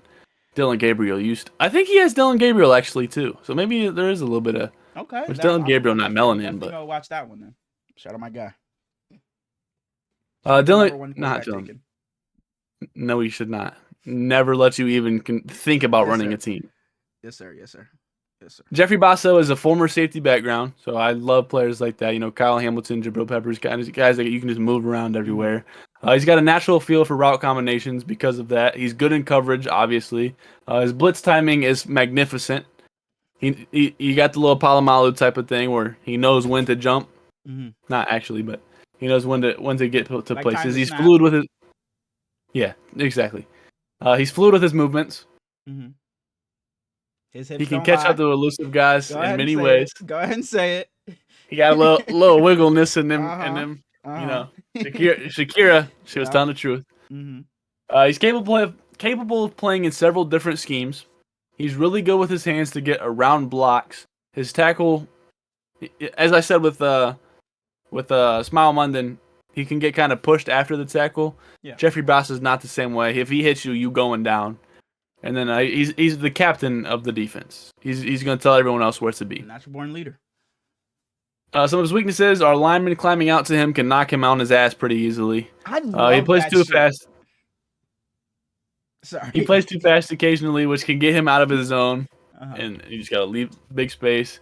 And then as disruptive as he is, he doesn't force a lot of turnovers. He's not picking off a lot of balls or forcing a lot of fumbles. But I don't know if I care about that whole bunch. And then he had an ankle injury this year, so hopefully that doesn't linger. Random question, sorry. If I dropped you on ESPN right now, if you just got plopped onto ESPN right now, you was on NFL Live against Ryan Clark, talking to Ryan Clark and Dan Orlovsky, how do you think you do? I mean, it depends on what we're talking about. Yeah, but obviously you're talking about the NFL. You're talking about, you just say it was like a random like mid-season like game or episode or something for us, like where we just reviewing the games or previewing the games. Do you think you like would you stick out like a sore thumb, like somebody turning on the show for the first time Oh and be yeah, like, who the fuck is this guy? You think you would? I'm sticking out like a sore thumb just because of how awkward I would be. I think I would be able to talk with them, like the same everything like that, but I'm gonna be just tap my hands the entire time, or I'll randomly start singing One Direction just because Okay, never fucking my mind. nerves are pumping. Never fucking mind. Okay. My last guy, Jordan Birch, Edge. No. How about yourself? You think you'd be chilling? I think I'd be fine. Yeah, I think I'd be fine. It wouldn't be the nerves of being on TV. I think that would get to me. I think it'd be the nerves so much as to like I can't just like fuck like on here. It's like I could just be laid back and like, you know, just fucking whatever. On there, I have to be uptight and, you know, fucking I guess more professional. But here we're just fucking kicking back and just talking. So I guess I just have to talk in a different way. So like I think the only thing, not that I'm gonna curse on there, but I might just fucking like just not be as professional. I think.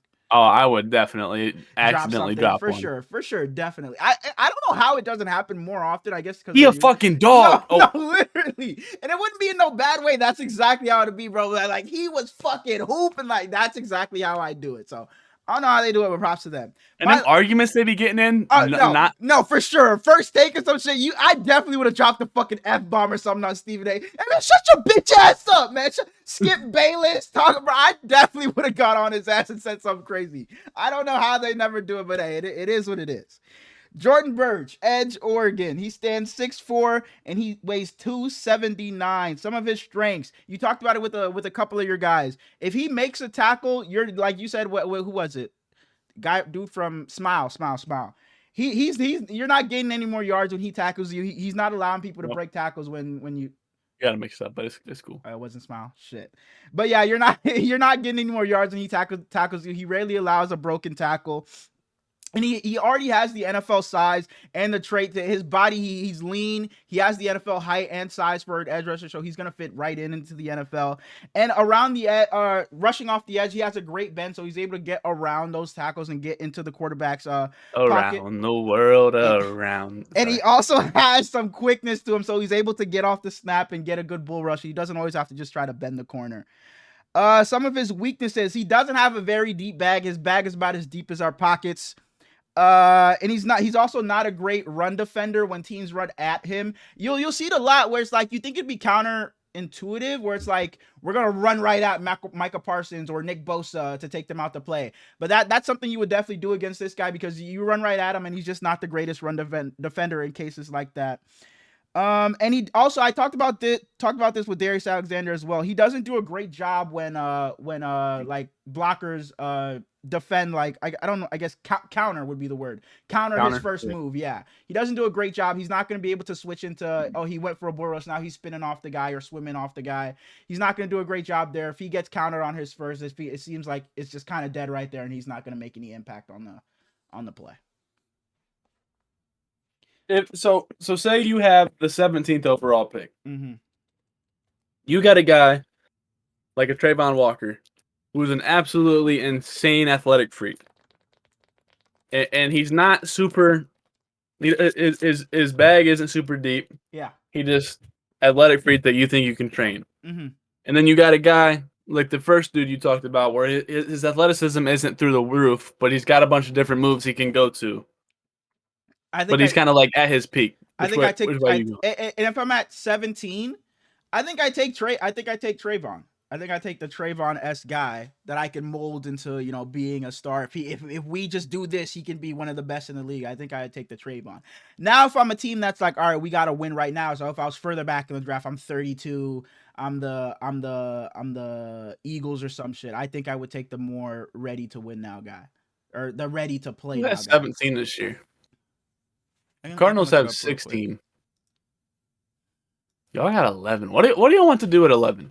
Bro, it's so much we can do because I just saw a thing today that we're bringing in Ohio State guy Josh Simmons for a visit. We've brought in, some 17 is the Bengals.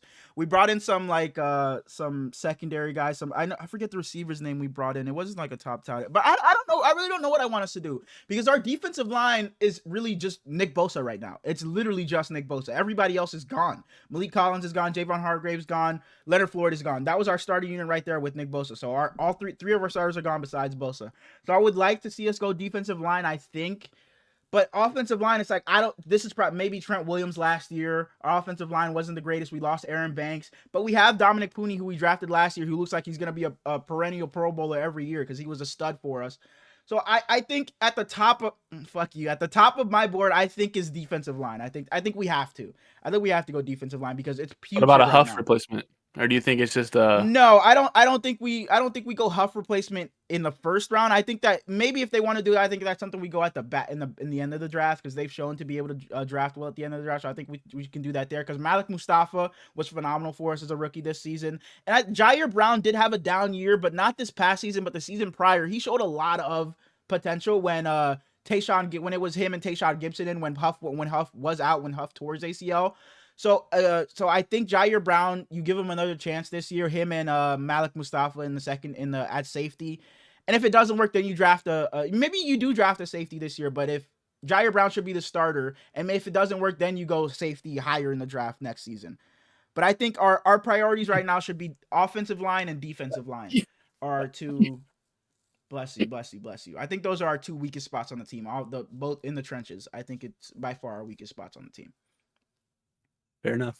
Quarterback too, probably, but I don't think I would go that. And shut the fuck up. And what are we doing, bro? Are we gonna pay him or what? Like, what's going on? Please, bro. I don't want to see this drag like fucking Nick Bosa, Deebo Samuel, and Brandon Ayuk shit. I don't want to see this drag, bro. I've been through it enough. Please, let's just pay him, please. At least unlike Brandon Ayuk, nobody else wants him, so you should be able to get him back. Before we get into wrestling, last thing I'll say. Something funny. Nothing.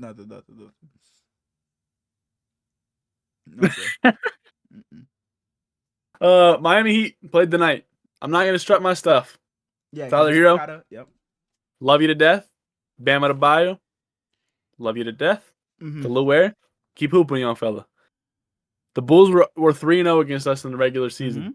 We went out and whooped their ass because we put Bam on Josh Giddey. Bro, you guys, yes, Tyler Hero did his thing, but y'all have some fucking player like Alec Burks came out and was defending his ass off. I feel like he was getting every strip, every steal, and Davion Mitchell hooped. Davion Mitchell fucking hooped. Whether it was playmaking, he made timely buckets, and he defended his ass off. He was great, bro. Tyler Hero because I tuned into the game a little bit late. They kind of started it like, because it's the NBA, so I'm like, oh, I can wait till 7:50. The game will just be tipping off. But then I looked and it's like, oh shit, they already tipped off. So I loaded up the game and damn, Tyler Hero's already 4 for 4, and they call in timeout. I'm like, fuck, it's about to get ugly. And then it just kept on. At half. Yeah, it just kept on going, and I'm like, holy shit. But then the Bulls in the second half kind of made a couple of runs. I was like, okay, this could be a little interesting. Because I'm not gonna lie, I was rooting for the Bulls. I was rooting for the Bulls to win that game but I did text you good luck before the game, but I wanted to see the Bulls. I enjoy watching. Not that I enjoy watching the Bulls. There's players that I like watching. Like I love Kobe White, so I was kind of rooting for the Bulls. But sorry. Well, he got his last locked down. Yeah, he did. He fucking did. Davion Mitchell was all over that. He did. But he had 72 points at halftime. Scored 16 in the third quarter. And still won the game. Third quarters haunt the Miami Heat. And yeah, they were talking about on the broadcast, and the Bulls are so good in the second half when it comes to the third and the fourth quarter. And I think it was Doris that said it, but just because of how well you guys played in the first half, you were able to sustain that shitty fucking third quarter. Shout outs to the Heat, bro. It's game to play. Dude. The Heat and the Celtics played a couple years ago, and Doris might as well have sucked. That's what everybody says. He might as well have sucked Jason Tatum off mid-game. That's what everybody says. It's like every fan base is like just hates. They always say, "Man, Doris Burke is fucking sucking off the." Like Celtics fans say it a lot with Joel Embiid too. Like I feel like every fan base, bro, Doris Burke is just sucking off this other team's best player. Like I hear that all the time. I could have swore she was over there with him and the whole game. Every time he came out, she was scurrying over there. Shouts out to Doris, man. Nah. Shouts out to RJ. No, RJ yeah, commentated this for week. sure, yeah. For sure. And he gonna say, this is the playoffs, man. I don't care what anybody says. If it's a win or go home game, that means it's the postseason. That shit was tough. He's right. He's right. He is right. Like the And the fact that Doris those gonna stats say, go nowhere is ridiculous. Doris gonna say, this is kind of a rivalry between the Bulls and the Heat for the playing game. Mm-hmm. And you don't want a rivalry in the playing game. That means you ain't going anywhere. For sure. And Boy, I oughta. And they talked about it. They talked about at the end with the Bulls. It's like, bro, you can't be in the play-in every year. And I feel like this has been talked about with the Bulls. Like, where the fuck do they even go from here, bro? I think it was RJ that said it. Like, you can't just settle for losing in the play-in every year. It's like you gotta just play your young players and yeah. But hey, the Bulls was a little fun, you know, towards the end of the season, and I was really rooting for them to get in and just, I guess, get their ass bust by the Cavs. But how you feeling about going to Atlanta and playing Mr. Ice Trey? Scared. Really scared? He busts our ass, dude. When we don't got Jimmy, scared. Because they beat you guys in the play-in a couple of years ago, right? That the year you guys made the run. Was the I don't know. Maybe not last year, but the year we made the run, we had to play the Bulls. Yep. So it's the same path, but just reverse. So is this another run? Is this another finals run for you guys? So if we can say, hey, Golden State, let us get Jimmy. Let us get our guy back. Okay. I thought you were gonna be an irrational Heat fan and say, so let's say you do get in and you play Cleveland. What's it looking like? Is it Heat in 5? Oh, all right. I'm fucking with it. So Heat in 5. And then if we play the Bucks second round, it's like, Giannis gonna try to he gonna get shut down by Bam. So it's probably Heat in 5. But if the Bucks lose to the Pacers, then it's probably like Tyrese can get a game, so probably Heat in 5. Mm-hmm. And then that would probably be the Magic in the Eastern Conference Finals. Okay. And they can't shoot, so it's probably like Heat in 5. Paolo gonna get you a game, so probably Heat in 5. Okay. And coming out the West is Jimmy Revenge series. Really, whoever comes out of the West, if the Heat are in the finals, it's like, damn, they was hooping. And the West got so much talent, they probably gonna get at least a game. So it's probably like Heat in 5. Okay, I like it. Heat in 5 throughout the way, bro. I fuck with it. Y'all are getting your asses fucking spanked by the Cavs. I'm keeping it real, bro. I'm rooting for you guys, but I gotta keep it real.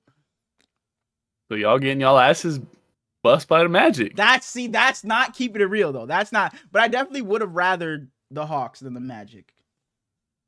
I would have rather played the Magic. Really? For sure they can shoot, but I think they match up a little better when you have the wings. Trae Young terrifies me. Okay. Who gonna guard him? Davion. Alec Burks, good luck, brother. He going for 60. Davion's the matchup right there. And Dyson might just fucking stifle Tyler. I completely forgot about Dyson Daniels. Yeah. Oh man. In Atlanta, does Trae Young lose 2? Game will have to go for 30. Does he lose 2 playing games? I don't know. Maybe them texts getting in his head. You know, you got kicked out of last game. Good luck. Bam Adebayo is gonna be a game where we need you to step up, man. Can't be on that. Maybe we just slash his tires on the way to the arena, so he can't show up. Okay. Let's get into the fucking waffle. Any convicts watching that live in the Florida area, just go ahead. Don't hurt Trae because I adore him, but just slash 3 of his tires so that he can't make it to the arena. And then if someone comes to pick him up, slash all of their tires as well. Moving on to the waffle. If you guys aren't wrestling fans, we appreciate you guys watching up until this point. Be sure to leave a comment and sub if you're new. Drop a like if you haven't already. We never said that at the start. We didn't. No. I mean, hey, to the fucking 8 people that are watching this, leave a like, man.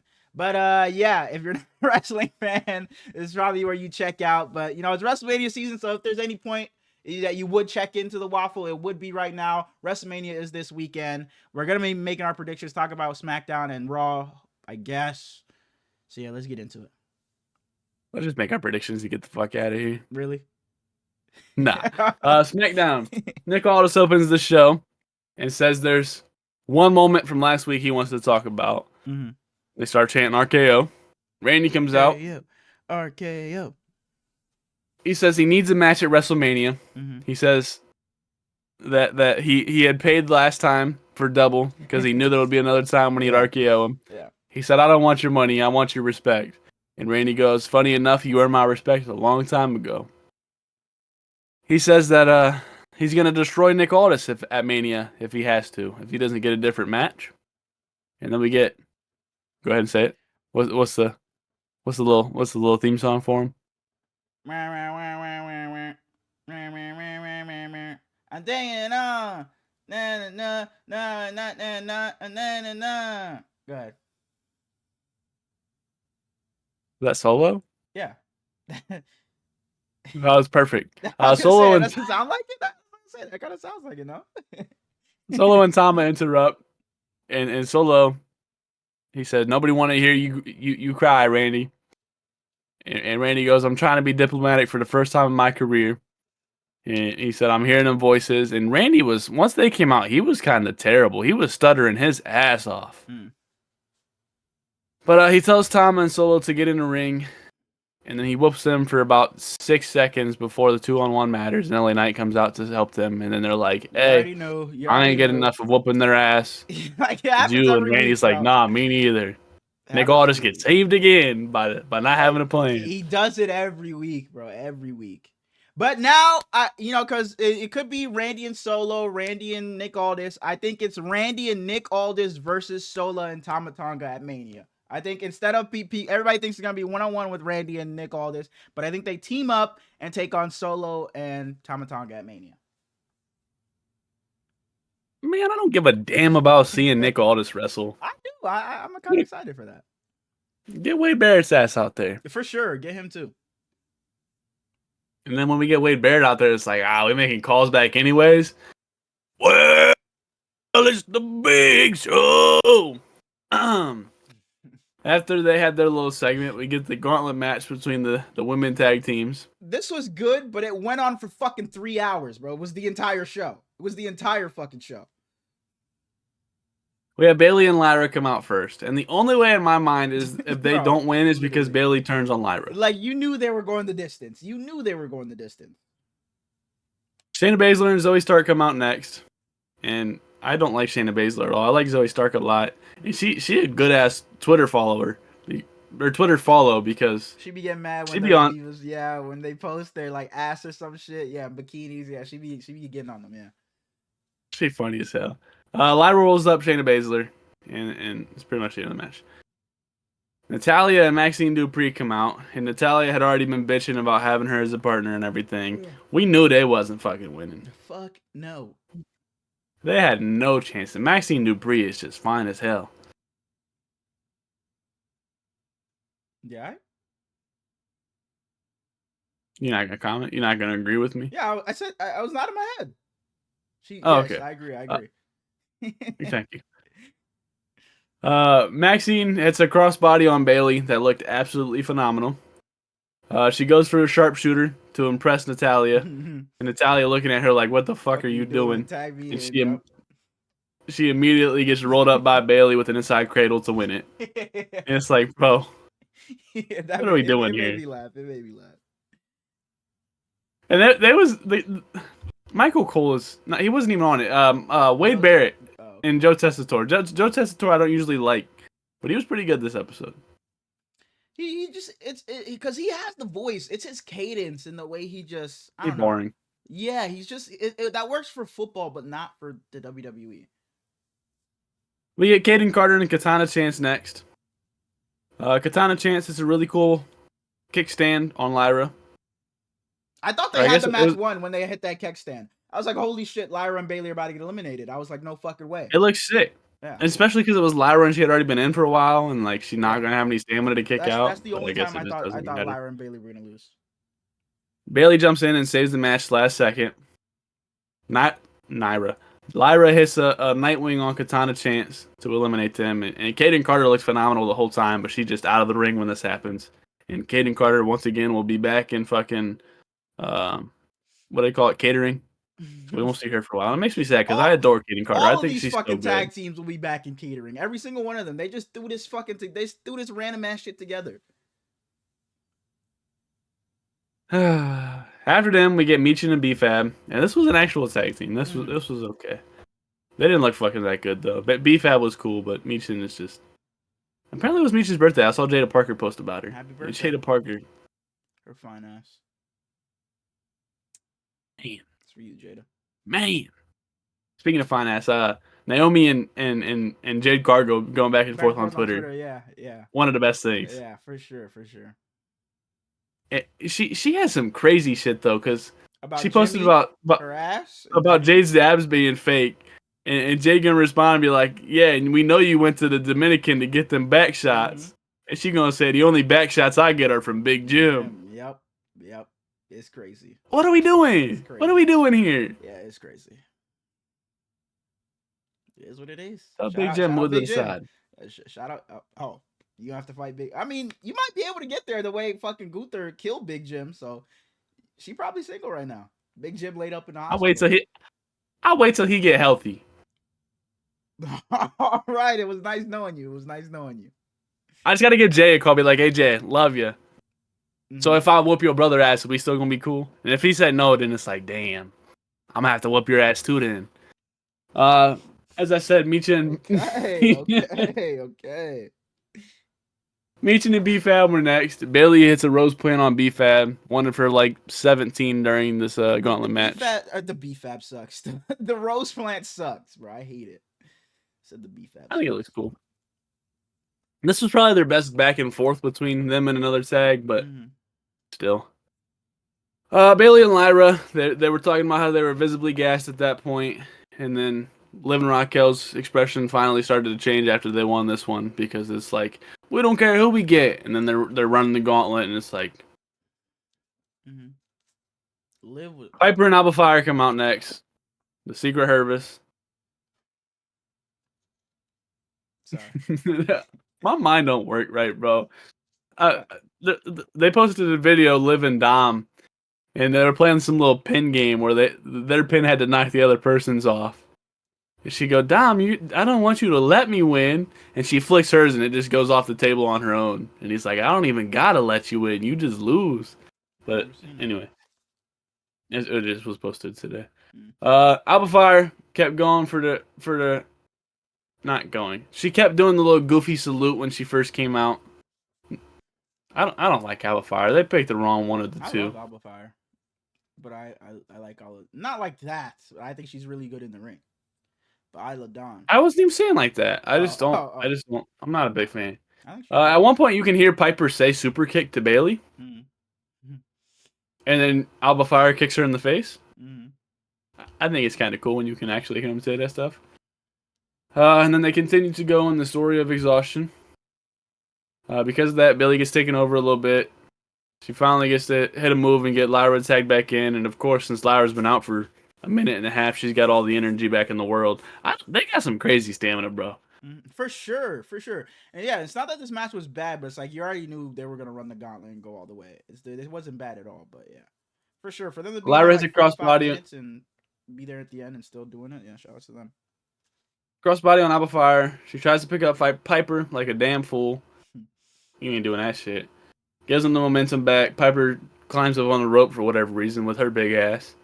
And then they get slammed down and Bailey hits the rose plant. And then they hit the flying leg drop to win a match. Wire to wire.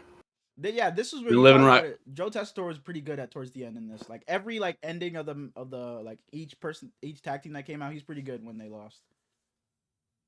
Liv and Raquel jump in the ring, hold up their little championships, and have a face off. That shit was bad. Yeah, we knew Bailey and Lyra were gonna win, but it's like, why is your Intercontinental Champion that just got introduced, has never been a Mania? Why is she in a tag team title match at WrestleMania? It doesn't make any sense. Liv Morgan, I'm sorry, this is what you're doing at Mania. Lyra, I'm sorry, this is what you're doing at Mania. Shit, Bailey, low-key, I'm sorry too, because Bailey and Lyra could have been a WrestleMania match by itself, because that match they had a couple weeks ago was fucking phenomenal. That could have been a match at Mania, but you got them in this tag team bullshit. Damian Priest walking to the arena, gets attacked from behind by Drew McIntyre. Drew McIntyre goes, every move justified, including dropping his stupid ass. And then Damian acted like he just got killed as walking back out to the arena. And he takes out Drew takes out the eye patch and said, I'm 100% for WrestleMania, which means you're 100% screwed. Bar. Yeah. He hits a DDT to Damian on top of the steel steps, and then he rips off Damian's necklace and kind of just ends it at that. I like this site. I liked it, but they did a really good job because when we first started this, I was like everybody was all super pissed at this, but I'm excited going into Mania to see this, and they got one more episode of SmackDown after we record this, so I'm excited to see what they do on that final go home and then what they do at Mania because I think it's gonna be a really good match. They should be the ones to break the announce table. Their feud, it's a street fight now. They're called Sin City Street Fight. They should be the ones to break the announce table. Damian and Drew. I'm calling it right now. What about Logan Paul? He always break that bitch. Nah. Fuck that Logan Paul AJ Styles shit. They don't deserve it. Who's in He the playing prime? on Sunday anyway, ain't he? Who's in the prime bottle? We had KSI. We had Speed. Is it just gonna be Mr. Beast or some shit? Is it Kai? Because Mr. Beast and Lunchley, so it probably makes the most sense. Oh, it might be Mr. Beast because of Lunchley, yeah. Because I was gonna say at least KSI and Speed were both parts of Prime. But I guess Mr. Beast kind of is now too. So Mr. Beast? I don't know. Maybe it's no.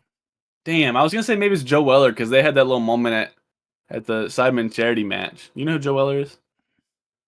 He's a super big British guy. He was the first guy that KSI boxed against when the whole YouTube thing started. Okay. But he's going to Mud Mania instead of WrestleMania. He a big wrestling fan. No way. Swear to God, Mud Mania's in Uganda. Shout out to him. Shout out to him. Good luck to everybody. Good luck in Mud Mania. I hope all my champions retain. And they're advertising him as Logan Paul's brother. Really? We got Logan Paul's brother at Mud Mania. Congrats everybody at Mud Mania. And I swear he got millions of subscribers on YouTube, and they advertising him as Logan Paul's brother. Yeah. Anyways, DIY Pretty Deadly backstage saying the match was a conspiracy. Pretty Deadly just laughing at him. Motor City Machine Gun comes out and says that it was karma and not a conspiracy for when they took their belts after it was only a short amount of time. If this episode of Friday Night SmackDown comes and goes and they don't announce them having these 5 teams having a match at Mania, I will fucking punch a hole through my monitor. Because how the fuck does New Day and War Raiders have a match for those tag titles that don't mean a goddamn thing, but these 5 who have been fucking killing it the past 3 months don't have a fucking tag match? Nick Aldis did all that shit where he was connecting all the teams and that little cool ass fucking backstage thing, and they don't have a match at Mania. They're doing some match on Friday. I'm going to be pissed if they don't announce a match for Mania for these guys. I will be pissed. You know why? Why? Because it's a new day. Yes, it is. I rock with New Day. They haven't done shit to deserve that. Sorry. Rey Fenix has a little segment, and he goes straight into his match with Berto after Berto talked shit last episode. Huh? I said, Oh, you just yawned. I said, yeah. Berto is unbelievably cocky for absolutely no reason because he hasn't done a damn thing. He's damn good in the ring. Their match was really, really good, though. The Goodbye Amigo off the ropes, pretty cool. Mm-hmm. Him and Penta both kind of talk when they're hitting specific moves.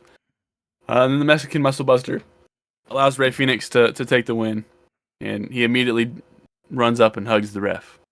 I really like Rey Fenix already. Santos comes in the ring after the match and stands up Berto. And he stands up Rey Fenix and he tries to get him to shake. And Berto just blows him off. And then Santos shakes his hand anyways. And Angel walks off with Berto. Weird little segment. Sure. Berto's going to have a face soon. A face turn soon. So. Berto? Yeah, I think so, yeah. Because they got him in Andrade in his ear and shit like that to Berto. So I think Berto breaks away from Legado and turns face here. Roxanne backstage talking to Tiffy. Oh my god. Tiffy says they want a match tonight. They Roxanne's did so good, but Roxanne like, so fucking dirty in this Mania build. They got her on the fucking pre-show for NXT Stand and Deliver. Like, that is fucking ridiculous. She just had the longest She was the longest tenured woman in a fucking, like, spent the most time in a Royal Rumble for a woman. She was in the Elimination Chamber, and then they just said, "Fuck it, you're not doing nothing else in this build to Mania, bro." And she had that shit with Bayley. She could have been doing it. Sorry. too much talent. Chelsea trying to get into the room to Piper and Alba after their match, just fucking crying. Zelina walks up and makes fun of her for needing them ringside. This episode of SmackDown was some fucking bullshit, bro. They have their little match. The fight goes on outside the ring. Yeah, little match. The ref starts to count down. Chelsea throws Zelina back in the ring, and then she's complaining about Joe Tessitore, and then he counts her out. Match over. This shit, and I saw some things where it's like it wasn't supposed to happen, but the ref just didn't have no choice and just had to counter because she was just standing out there so long. But this shit was fucking terrible, bro. This shit was god awful, bro. SmackDown was pissed me off this past bad. weekend. It was bad. It was bad. It was fucking awful, bro. It had me pissed, bro. The whole show was fucking awful. Then we get Santos, Berto, and Angel backstage again. He wants them to go to Rey Fenix and congratulate him. He says he's extremely disappointed in Berto. He tells Angel they're going to congratulate Rey regardless. Andrade walks up to Berto, as you said. And he said, "Be proud." And Berto says, "Mind your own damn business."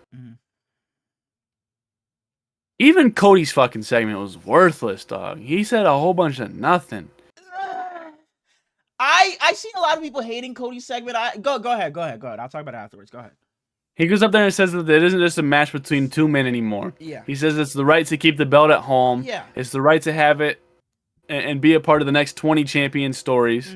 He said, and one man is trying to take all of that away. Talking about John. He said Cena didn't mark Seattle as a stop on his retirement tour. That was important. And I'm just so cool. If Cena's not there, just we don't need Cody to go out there and build it anymore. This one I was fine with because it kind of gave, and I saw someone tweet about this, and I was like, yeah, holy shit, you're right. Like, in the moment, I liked it too, but then I saw that tweet, and I was like, yeah, I like it even more. Because it kind of gave Cody's reason and his purpose for this match. Because, like, all it was, oh, John Cena kicked you in the fucking dick, and he won the Elimination Chamber, so now you're face. It kind of gave Cody's reasoning for this. It's like, the fate of the company is in my hands. This guy wants to ruin wrestling, like he said. Now it's up to me. And then it added so much more having all the old WWE titles behind them and shit. I feel like it added just so much character and, I don't know, just so much more to Cody's, like, point of view in this story. So I liked it. Like, it wasn't like one of those other ones where Cody was just saying a whole bunch of nothing. I don't think he should have been out there. I liked it too because it kind of told you what Cody was fighting for. I think I would have liked it a lot more if the rest of the episode wasn't so bad. I think I was just kind of hating at this point. That's fair. But I thought this was pretty good because it told you, like, what his intentions are. He's trying to stop 17 because John Cena's trying to walk away with the belt. He's trying to continue the legacy. So I like this from Cody. After Cody, we get the Street Profits. Oh, sorry. Mello Don't Miz interrupts them, and they haven't said anything of importance in a long time. And Miz is saying that the fact that those titles aren't on the WrestleMania card is a slap in the face to everybody that has held them, and including himself. And that's the little bit of faith that tells me they're going to put them on, because I don't think they would say that line and then actually not put them on. So I really think that's the little bit of faith that I have that they're still going to put the tag titles at Mania. And if they do, Mello Don't Miz should be added to that. Fuck it. Maybe that's why it's not on there yet, because they're trying to put an angle to where Mello Don't Miz is in it. Yeah, hopefully. Then we get Tiffany and Roxanne, as we already said. This shit's, but it shouldn't be a match. It's a good match because they're both amazing, but like they should have different stories. And they were both fucking good as hell in that black. But yeah, no, I feel you. It pissed me off that this is what we're doing for Roxanne. Like, I was listening to this and it's like, oh, and now we're from Roxanne Perez. And I was like, oh, holy shit, where the fuck has she been? And then they just got her on some random match with Tiffy. It's like, she could have been doing so much more, bro. It's just, it sucks. Swear to God, I almost turned this shit off. Because the match starts, and it's about a minute in, and they just cut the commercial where like 3/4 of the screen is commercial. And yes. And the match is just a little bit. Box. Yeah. Like, you might as well just go to commercial at that point. No, literally go to fucking commercial. Literally go to commercial. Like, I hate it so That much. shit pisses me off It's more than when so they many start the match commercials, and then bro. just It's so many commercials. It's an entrance and then commercial. Then they fucking have a match for 2 minutes. Commercial again. It's awful. It's awful. But at least they're just commercials. The recaps on Raw are oh so my, like, bad. dog, we watched last week. We know what fucking happened. We know what happened. And it's not like they show the same recap 3 fucking times an episode, bro. It's terrible. And I understand it's like the build to Mania, so there's someone new checking in every day. But it's like, fuck, bro. Like, I can't stand it. Roxanne hits a crossface on Tiffy. Tiffy kind of crawls over to the ring to get out of it. She stands up, hits the prettiest moonsault ever on Roxanne to win it. With as good as Roxanne is, this match shouldn't have been as short as it is because a lot of complaints. She's standing by the end of the ropes, or by the end of the ring next to the ropes. Charlotte pulls her out. She throws her over the table, and Wade stops them from going any further than that. Yeah, and they were saying earlier, Charlotte Flair, due to what happened last week, Charlotte Flair was sent home. Like, bitch, no one was falling for that shit. No one was falling for that. And the match with the random main event of Solo and Tama versus Randy and LA Knight. They try choking Randy out a few times. Randy and Solo chase each other way out into the fucking boonies. Yeah. Yeah. LA and Tama Tonga still in the ring. He hits a BFT to win the match. Mm-hmm. He gets attacked by Jacob Fatu after it. And it just builds their match. It felt like it was fucking 3 minutes long, bro. It felt like it was so quick. Like, not that it was. This was a bad SmackDown, and it made it even worse. Like, this is the SmackDown 2 weeks before Mania. Like, this is what we're doing. It felt like no story progressed in this. Like, there's nothing that progressed. There was no progression. Nothing mattered. Nothing. This episode could have never happened, and everything would have been just fine. It was such a whatever episode. It was, for this to be so close to Mania. It was an awful episode of SmackDown. And I think you asked me, should I watch? Was it you or my brother? It might have been. I don't know. It was me. That asked me, and I was like, no, it was ass. It was ass. It was ass. There was no need to fucking watch it. It was garbage. But Fatu picked up that belt for just a little bit to look at it, and he throws the bitch down like he mad at it. Mm-hmm. I think Fatu. I don't know who's gonna win that match. I don't even know if I don't care. Either. It'll be a good match, but I don't know who's gonna win the match either. His jump up onto the ring moonsault immediately after it, though. They literally call it the jump up moonsault. That shit from Fatu is beautiful. Beautiful. One of my favorite moves in all the wrestling right now. Monday Night Raw opens, and they do their little camera shots, and then they're supposed to be cutting to something else, and Gunther comes out immediately, even though he was supposed to be later in the show. Mm-hmm. They immediately go to his interview with Michael Cole. Cole tries to ask a few questions. Gunther just doesn't give a fuck what he's talking about. The fans boo, and he gets upset because he wants to get to this point. He says Jey Uso's full of crap. He's still scared of him. He says, screw your question to Michael Cole. He says, screw Jey Uso. Screw everything Jey Uso stands for, and screw everyone who stands with him.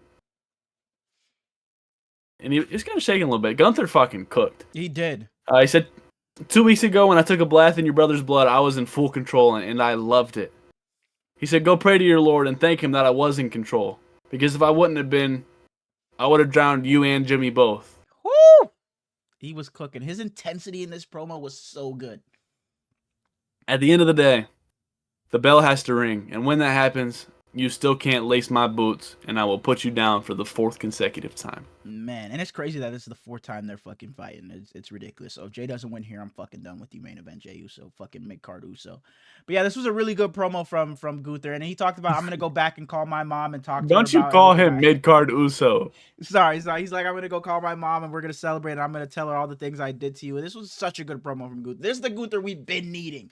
All this fucking Alpha Academy, fucking A-Town Down Under shit. This build that they've been cooking the last like 3 weeks with Jey Uso and Gunther.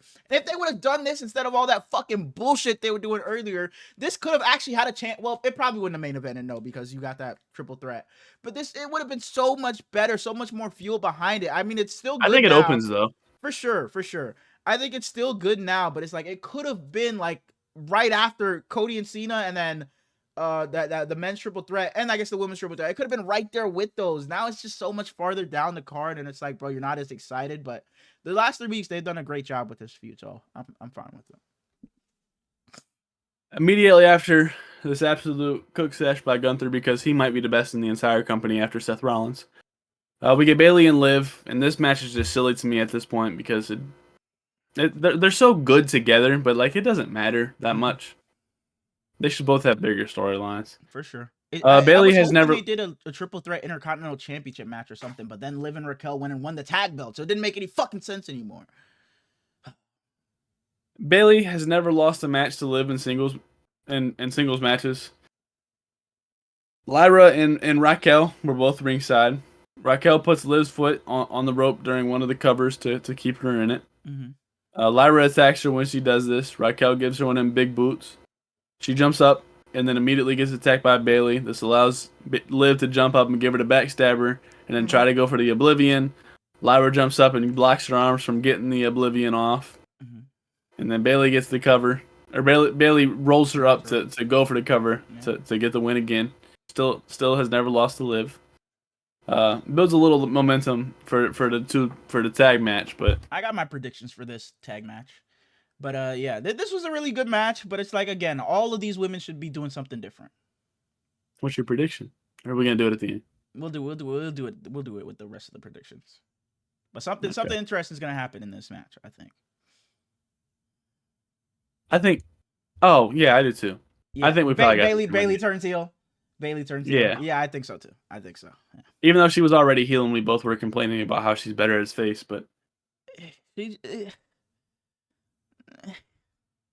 I don't know. I don't fucking know. But I think she just goes heel. It just makes sense, I think. Rhea has herself a little segment. She says that Bianca's jealous and Io's too damn pouty. They did the women so fucking dirty. For that to be the last Raw before Mania, and all of them just cut the fucking vignette video package, pre-recorded shit. They couldn't have them in the ring or nothing. They did them so fucking dirty. That was ridiculous that all of them just had the random ass fucking video packages. They have video packages, but Julius Creed and Rey Mysterio is a 30-minute match. Hey, and I was not mad about it one bit. Because they're phenomenal, but it just didn't matter. Yeah, for sure. That match, Julius Creed is so fucking good. And Rey Mysterio, I've never been a Rey Mysterio guy. I've always said it. But for him to be fucking 50 and still moving like that, that match was phenomenal. Phenomenal. I think it was the best on the card. I think so. What was the main event? No, the main event was the triple threat shit. So I think so. Bayley and Liv was really good too. I don't know. But I just said Julius phenomenal. The officials sent everybody out. Gable, Brutus, everybody that was ringside, get the fuck out of here. After they had stepped up too many times. I wrote Ray too damn good to be 65 years old. No, you're right, bro. He is so good. Julius caught Ray just midair so many times. Yeah. And I love it because Ray's midair counters are so cool. Like his midair DDT on Julius, beautiful. He's so good. Ray goes for a 619. El Grande Americano comes out to stop him. He tries to rip the mask off of him. You know, he's holding it on. And I saw someone got a still frame of him having the tattoo, Gable's tattoo on his back because it's fucking Chad Gable. Yeah. Or he just could have the same tattoo. I don't know. Julius attacks him from behind as he's trying to rip the mask off. He thwarts off. That's a word, right? Thwart? Yeah. Thwarts off the attack. Finally gets the 619 off. He gets the dive for the finish. And as good as Julius was and as good as Julius looks, this was a great win for Ray heading into this match at Mania. So, not mad at him. But I think that Ray wasn't the one of the two that needed the pickup match. I think they should have had something with fucking Gable's goofy ass. But I don't know. Grande Americano attacks him after the match. metal up his mask again. LWO comes out to save him. He takes them all out with the mask. That shit. The match is gonna be so I'm good. so cool but on yeah, it. for sure. I'm cool on it too. But that match is gonna be so fucking good. War Raiders have their segment. They said we had you dead to rights. You took the coward's route out. They said you knew you couldn't beat us. About more than championships now. You came for my neck. You tried to put me back on the shelf. We want y'all at WrestleMania. I'm sorry, Eric, but I don't care about you. That'll probably be. Is that the biggest bathroom break of the match? It's gonna be a really good match though. There's a lot of shit like that. That's gonna be a really good match. But boy, this story is fucking like they just took no time, put no time and love into it. Like, bro, there's so many matches like that, and I know it's gonna be good. And Biggie better fucking return for this to make Mania. That's the only thing that's fucking giving me some ounce of hope. Biggie comes back. Biggie on commentary every Mania. He is. All the PLEs and shit in that pre-show fucking bullshit that nobody watched. But I'm hoping Biggie, oh, y'all want to go big? I hope I hear that, man. I'm praying. I got bad news. They're not going to be answered. Jackie Redmond interview with the New Day. Said the Warpath stops at WrestleMania when they take the belt back that belongs to them. The greatest tag team on the face of planet Earth. Which, the cool. New Day. But why did they, when they turn on Big E, just be the tag team? Why did they try to go solos for a while? That shit makes no sense. Karrion Kross, AJ Styles. It immediately starts, and Karrion Kross doesn't even do anything but go, I'm literally just trying to help you. They make fun of the guy. They make fun of the guy in the crowd dressed as the Prime Bottle on commentary. What's he say? He goes, would you ever come to a wrestling show dressed as a Prime Bottle? Shout out. I love him and Pat together. Yeah, Pat and Cole. I don't remember Karrion Kross's girl's name, but she literally just like sucks on his fingers at one point. Scarlett. Yeah, weird. They're odd. She fine, but like she might be too different for mine. But Karrion dominates for a long time at the start of this match. Karrion Kross, and he looks at it. He looks at AJ and says, "Are you trying to sandbag me, AJ?" Karrion Kross is really good. Karrion at one point just kind of puts his arms behind his back and lets him hit the phenomenal forearm to take the win after just dominating the entire match. And then once he's just laying there and AJ celebrating his win, which I don't know what the storyline there's going to be, but we get the. Did I cut out? Hello? Okay, for a second I was like hearing your fridge or something, so I was like, I'm praying your mic didn't switch to like your fucking camera mic or something. Should I check? Yeah. I checked before we started, so. Because it just got really loud, like, and I was starting to hear it, so I was like, I'm praying it didn't, like, your fucking camera didn't. No, it's still the same. Unplug. Okay. So it just got really loud for a second. We can continue though. Go ahead. Am I good? Yeah, you're good. You're good. You heard you say it again because you cut out. You did cut out when you said it. Logan Paul came out. I'm gonna cut out regardless. Bro, I thought about it when I went because we talked about this when Logan came out. I heard the AO and I was like, oh, Logan's coming out. Then I heard the rest of it and I'm like, bro, who the fuck is this? I don't know. I only know his shit based off the AO. I don't know the rest of his shit for anything, bro. If they don't play that AO and just play the rest of his music, I'd have no clue who's coming out. They could literally do the AO and then play fucking Twinkle Twinkle Little Star, and I would just know it's Logan because of the AO. AO, yeah. He comes out there and they start to boom, and he said, "Sacramento, what's up? I literally just came out to congratulate my mans." He said, "I would be upset if I was in Sacramento too because I'm not. What does he say? I'm not rich enough to be in LA, and I'm not intelligent enough to be in San Francisco." Which you a San Francisco fan, so I mean that can be intelligence, but for no reason. And he in real time cuts to a pre-filmed segment. I don't know if I've seen that in a long time. But if I was in the arena, I would have been fucking hot. Cause just say that shit to us. Just say it. Standing there looking up at the screen. He says, "Keep clicking on keyboards. I'll keep being on billboards." That was kind of a bar. Mm. And then, once it ends, AJ Styles goes, "That's a cute billboard, smart ass. Why don't we start WrestleMania earlier and you get in this ring?" And Karrion Kross gets back up and sneaks up behind him. Logan Paul gets in. He kind of whoops both their ass. Yeah. And then Logan hits the one lucky punch into the pulverizer. And the pulverizers went phenomenal. But I like this little side quest with Karrion Kross because it's like Karrion Kross is just telling AJ, you can't lose to Logan, you know, because you got to save this company. You can't fall into the hands like somebody like Logan who's not doing this every day and shit like that. So I liked it. Right after that, we get the ooh, so I didn't cut out that time, right? That worked? You didn't cut out, no. I gotta just go down a little bit. But Jay was all decked out in his black again. But he kind of let the music get to him a little bit. He definitely did. He definitely did. He came out in Yo Black Arm like, here we go. Gunther just said some crazy shit. So Jay's about to come back and say some crazy shit. And the crowd started doing that. Play it again, one more time or whatever. And Jay was right back into the fucking music. It got to him, bro. And he's dapping the shit out of fucking Pat McAfee. And then Michael Cole like goofy as hell doing it. Music definitely got to him.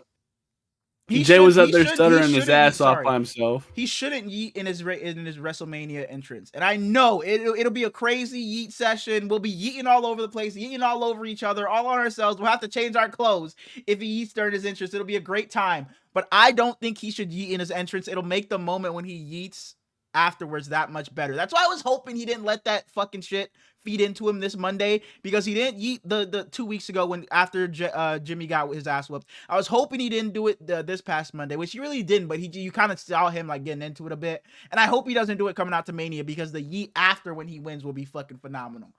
And we got RJ yeeting now. He's learned how to yeet and he's saying yeet. So we got RJ. You sent me the video. So, yeah. Oh yeah, I did. Yeah. So RJ's gonna be yeeting at Mania, man. We ready.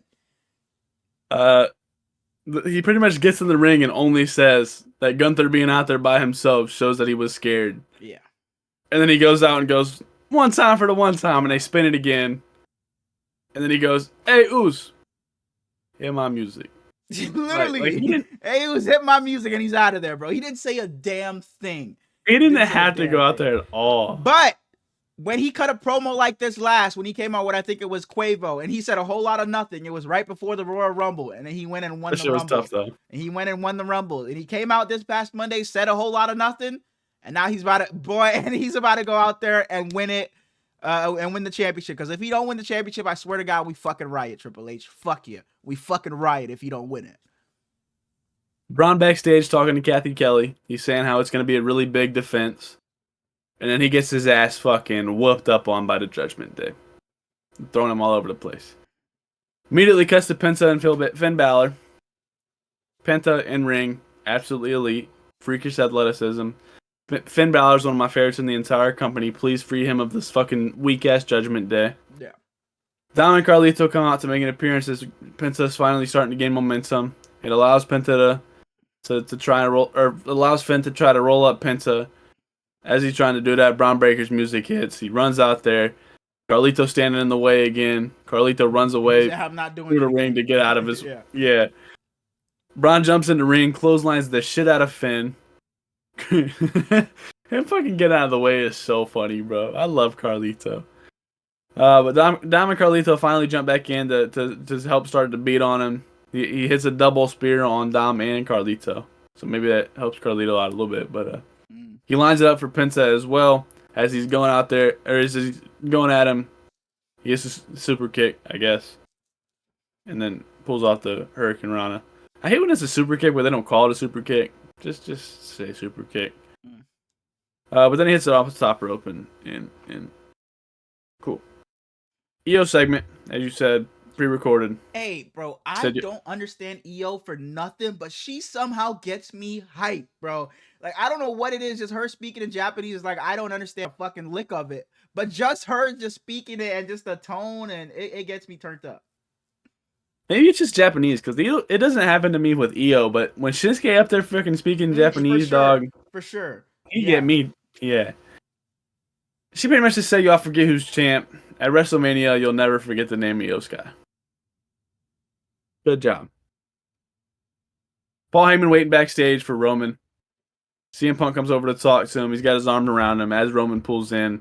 Roman gets out the car and looks at him. Just walks straight to the fucking ring. And I see the tweet, bro. And it's the most sitcom, like just fucking TV show type shit where you just see your girlfriend sitting with a random guy. It's like, no, babe, it's not what it looks like. It's not. Like, it was the most sitcom shit. He walks straight to the ring, tells him to acknowledge me. They do. He says, the whole world hears me. Or the whole world hears you, Sacramento. And the whole world will see you. And they will know that you would never betray me. But not everybody is like you, Sacramento. You know who's not like you?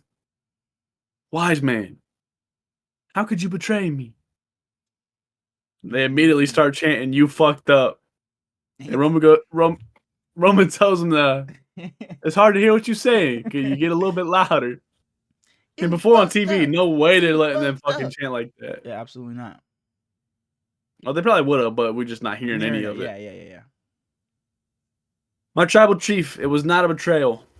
I paid back a favor that I owed. And then Roman tells him that favors are supposed to be paid back by the person that gave them. Yeah. It's like, what the fuck do I got to do with this? Tell me how I'm supposed to pay for the tab for your dumbass favor. Yeah. And then we get to burn it down. And every time you hear to burn it down and Roman in the ring, Roman looks genuinely pissed off every single time.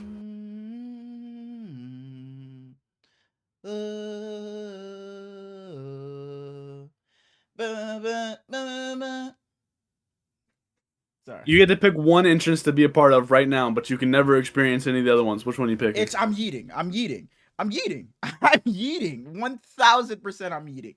It's that or Cody.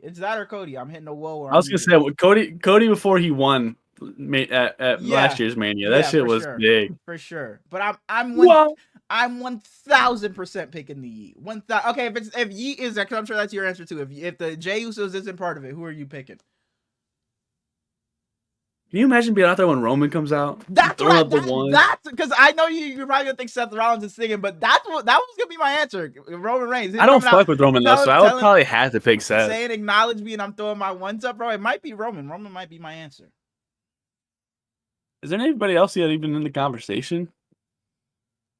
What everybody saying? Oh, that's a good one. That's a good one. Yeah, I don't even know who else. Be Randy's, I guess, singing his shit. Shinsuke's is tough. Yeah. Randy's is a good pick. Yeah. I like Sammy's. Yeah, Sammy when he comes back. That's decent. That'd be tough. That's decent.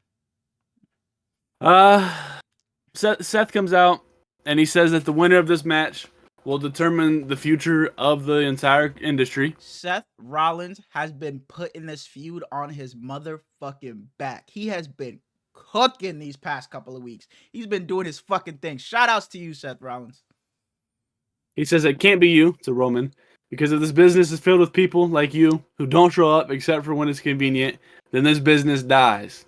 It can't be someone like CM Punk, because if this business is filled with people who want to pick up their ball and leave when times get tough, to only come back and leech off when it's picking back up, then this business dies. Mm-hmm. If this business is filled with people like me who are willing to sacrifice physical and mental well-being, then this business thrives. There can be only one, and it's got to be me. One piece you quite haven't figured out yet is favors don't happen by chance. They are a choice.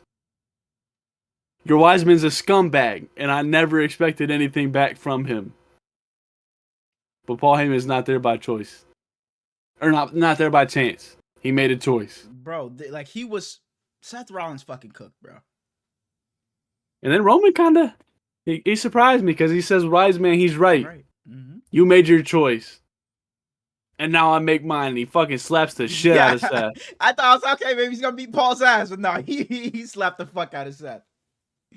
Then he turns around and just pushes Paul Heyman down by his face. That shit was weak. Mm-hmm. And Punk comes in to save him at that point. And him and Roman go at it each other for a little bit. Mm-hmm. And then you kind of just get a real close-up on Roman. And then you hear the crowd start to get excited. So and it pans back out, and Seth is in his vest from the Shield days. Yeah.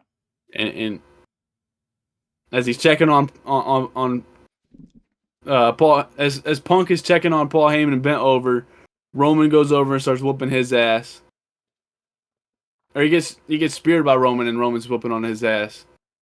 And then Rollins hits him with a chair like he did 17 And I years seen a tweet ago. about this too. Michael Cole, like he does a great job, but the Shield chair shot. It's like Michael Cole, we know it's the Shield chair shot. You don't gotta say it. Let the moment be the moment. But shout out to you, Michael Cole. No hate to you though. So we got Yeah, I was prediction. hoping for CM Punk to have a little more like speak He wasn't instead out of there long. he just came out and just started fighting. I was hoping for him to come out and actually speak.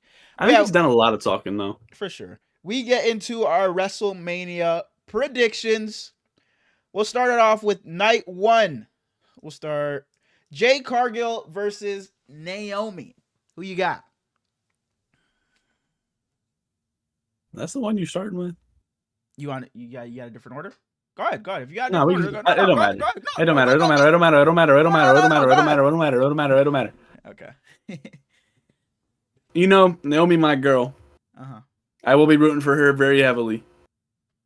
But I think Jade Cargill wins. For sure. I agree. I think Jade needs the win more than Naomi. Naomi's just starting this little heel turn shit.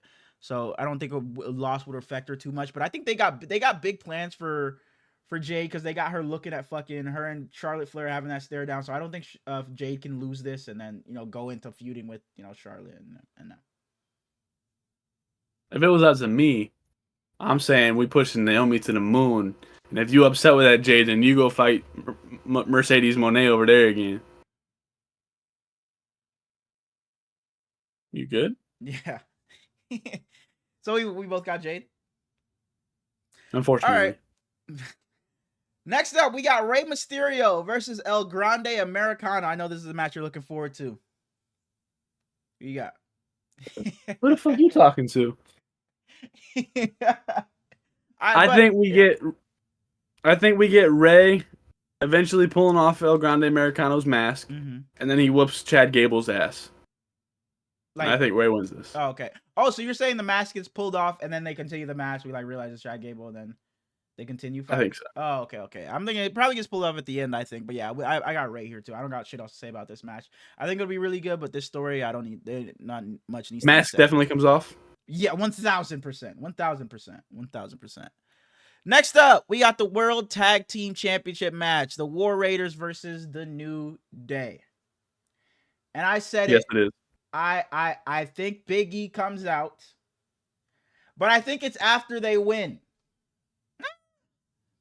Yeah, after they win. So give me the New Day win, but Big E comes out and I don't know what the fuck he does, a little stare down, or maybe he's back in his ring attire or something. But give me Big E comes back, but the New Day still wins. Give me the New Day with no Big E. Big E has no way to sell fucking Mania with no Big E. Next up, the United States Championship match: LA Knight versus Jacob Fatu. See, this is a tough one because they could honestly go either way. For because sure. They're both so good, but I feel like LA Knight's just a champion where he doesn't have to hold it for very long. So they'll probably give it to Fatu, but I would probably give it to LA Knight. Because give me Fatu. LA Knight chasing the title is a lot better. He just works well when he's chasing something, and him being champion, I just don't know if it works as well. Not that it's bad, but does Solo get involved in this match at all? Does he turn on Jacob here? I don't know, because Solo's gonna have his match against Randy. I assume. Yeah. But I'm gonna go. You picked LA Knight? No. Okay, I'm gonna agree. I'm gonna go Jacob as well. I think Jacob wins, and I think maybe Solo attacks him afterwards or something like that. Or I think Solo, they eventually feud. I think this is what's the next pay-per-view? Backlash. I think Jacob and Solo have a match there. Maybe it's on Friday where it's like Solo's, I don't know, fucking give me the belt or some shit. I'm the tribal chief or some shit like that, and then they start beefing because Solo wants to be champion. But I don't know. I don't think Solo gets involved just yet. I think it'll happen soon though. Let me say if they have like an altercation, it's gonna be because either Fatu loses and Solo tries to say something to him and Fatu just blows up, or Fatu wins and he's like, I never needed y'all anyways, and then Solo attacks him. Or it could be like Solo try to help Jacob, but it ends up screwing him, and then I don't fucking know. I don't know. But eventually, I think at Backlash it'll be them two, Solo and Jacob. I think it's gonna be a Fatu started argument though. Okay. Next up, we got the WWE Women's Championship match: Tiffany Stratton versus Charlotte Flair. And there's just no reason. They've tried these past couple of weeks, but there's no reason for me to pick Tiffany Stratton in this match. They got Charlotte had doing stare downs with Jay Cargill. They obviously got plans for Charlotte to just be doing some other shit. I think I'm gonna take Charlotte here to beat Tiffany Stratton. I just don't see Tiffany winning, to be honest. And it's sad because I want Tiffany to win. That's what I'll be rooting for Tiffany to win. But I think Charlotte's just gonna get the win. See, this is the first time we disagree because I took Tiffany Okay. but when she first won the Rumble, it's like, damn, they're giving her the belt back immediately. Yeah. But I think that Charlotte was just cooking so much a few weeks ago that they could have just kept it on that route. But I think they did so much to try to get Tiffy back in like the driver's seat so that she looks good again. And I think that she's just gonna end up keeping it. Okay. And this has potential to be there's a couple like this has potential to be match No, of the don't. weekend. Yeah, it does. This has potential to No. be match of the fucking weekend just by in ring. Rey Mysterio and El Grande Marcano has a chance to be match of the weekend as well. But moving on. I hope we're eating at the end of this match. The World Heavyweight Championship match, Gunther versus Jey Uso. I think we're both taking Jey here. Because I know you've texted me a couple of times. If Jey Uso doesn't win, I'm done watching this shit or something like that along those lines. So I'm praying Jey wins here and we get to eat at the end of this shit. Because if he doesn't, boy, I'm going to be pissed. And again, I hope he doesn't eat coming out to the ring. It's just eating afterwards. And do we see Jimmy? Does Jimmy, like, how did it last year when Sami Zayn was walking out to the ring and Kevin Owens was standing there before he got out to the ramp? Do we see Jimmy doing some shit like that or no? Maybe. Okay. I don't know. For anybody that likes this segment, though, if Jey Uso does lose this match, we'll never have it again. We'll be a full-time football podcast. That's what you said. The Waffle, yeah, you're not doing the Waffle to wear. That's what you fucking said. The main event, the triple threat match between Seth Rollins, Roman Reigns, and CM Punk. I think pretty easily here, to be honest. I'm taking Seth Rollins. I think the person I see winning this the least is Roman Reigns. I don't think there's a world where he wins this. CM Punk, I could see, but I think Seth Rollins is in the driver's seat. I think he really is winning this because I think CM Punk and Roman Reigns continue beefing after this. And I think Seth Rollins just gets what he wants with the win. And then the other two just continue doing their own thing afterwards. Seth Rollins just move on to something else. But I think the story just makes sense for Seth Rollins. And the past couple of weeks with what he's been doing, it just makes sense for Seth Rollins to win this match. And he, like, when's the last time Seth has had, like, his, like, big moment? Like, his big, like, on the grandest stage, his big moment. So I feel like Seth deserves this because it feels like he's kind of not been in that, like, spotlight or, superstardom like he once has. So I'm going to take Seth here. What did he do at 39? Mania 39. He lost to He lost Drew. to No, that was 40 because that was last year. 39. I think that was Logan Paul. Again, I think he went against Logan Paul at 39. Yeah, 39 he was against Logan Paul. 40 because this is 41 this weekend. 40 was last year where he had the tag match with Cody, then lost to Drew. No. Yeah. No, because he was in both nights? Yeah, Cody and Roman were in both nights. Yeah. Night 1, they had the tag match with The Rock and Roman. Him and Cody against Rock and Roman. Then night 2, he opened night 2. Drew beat him. Damien cashed in and all that. And then that same night he came back. Like so long ago. It does. Yeah, it does. Yeah. So, but we're both taking Seth. I took Seth. Yeah. Main event. All right, bet. Who takes the pin? The pin. Roman. I think Roman takes the pin. Okay. Night 2. Starting off, we got AJ Styles versus Logan Paul. It was Seth and Logan, dog. I don't remember that match at all. Yeah, Seth that's when he fucking I think KSI was in Prime Battle, yeah. Yep. Wow. Yeah. Pat McAfee versus the fucking Miz. Like, it's just fucking ridiculous. Because I think Brock Lesnar and Omos. That opened the show, and I really fucked with that match. It was a quicker one, but I kind of liked it. I remember watching that. Yeah, they had like Brock doing. This was on both nights. Because he fought like Snoop Dogg or something the other night, right? Shane McMahon and Snoop Dogg. Yeah, because that's when Shane McMahon tried to jump over him, like popped his fucking quads or whatever. So Snoop Dogg had to come in and do that weak ass people's elbow. But this was the Demon versus Edge. And for some reason, Edge won. But hey, it is what it is. AJ Styles versus Logan Paul. I'm sure you're taking your boy here, but I'm taking AJ Styles to win this Because Logan Paul's fine with, and I hate when people say this, I really do, but I think Logan Paul is fine with the loss because it's not like he there every fucking day anyway. No matter what, when Logan Paul shows up, he's gonna bring eyeballs, so it don't fucking matter. I think AJ Styles is on his way out probably, so I think AJ Styles wins here and he has one last pretty decent run in WWE. He the best in the ring. He the best in the mic, and he the best in the commentary. I can almost guarantee some form of carrying cross tomfoolery though. I think he has to be involved. Sure. And we're agreeing on Mr. Beast in the Prime bottle. I would lean towards him. I wouldn't stamp it though. Okay. Like I wouldn't bet on him. Okay, but this also has potential to be one of the best matches of the weekend. It might be me. All right.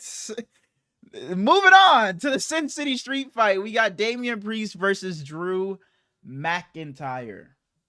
You can go ahead with yours first. Give me the one. One of these guys is one of the best in the company, and the other one's fucking weak as hell. So give me the best in the company. Yeah, best in the company. One of the best in the company in Damian Priest. One of the best in the company in Drew McIntyre. What are you talking about? So one of those sentences was correct, but then the first guy is actually weak as fuck. So give me Drew McIntyre in this match as well. I think he needs this win. I'm tired of Drew McIntyre fucking losing. He should be doing something a lot bigger, but I am excited for this match regardless. But Damian Priest can have a fucking loss. He wins every other time, so he can take a loss here. I think Drew McIntyre wins as well. One of the matches I'm looking forward to, the Fatal 4-Way match for the IC title. Champion Braun Baker versus Dominic Mysterio versus Penta versus Finn Balor. Who you got? No way we have the same winner in this one. I think we do. No way. I think we do.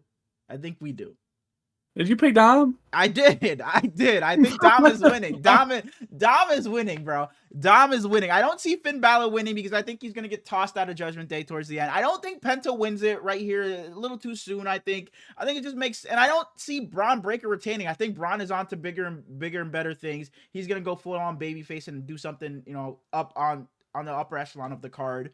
So I think this is Dom's time. Dom wins it. Liv got him into the match. I think Dom has earned it. Braun might be one of the entrances. Being part of his entrance would be tough. So we both got Dom. We've agreed on damn near every fucking match. And we agree on I don't even know about the outcome, but we agree on something happening in this match. The WWE Women's Tag Team Championship match. Champions Liv Morgan and Raquel Rodriguez versus Bayley and the Women's Intercontinental Champion Lyra Valkyria for some reason. And we both already said we got Bayley turning heel in this match, and I'm sure we got Liv and Raquel retaining. But yeah, let me not say definitely, but I think something has to happen in this match. I don't just think Lyra and Bayley, because even if nothing happens, I don't think there's no way Lyra and Bayley should win this match because Lyra should just be focused on the IC title and shit.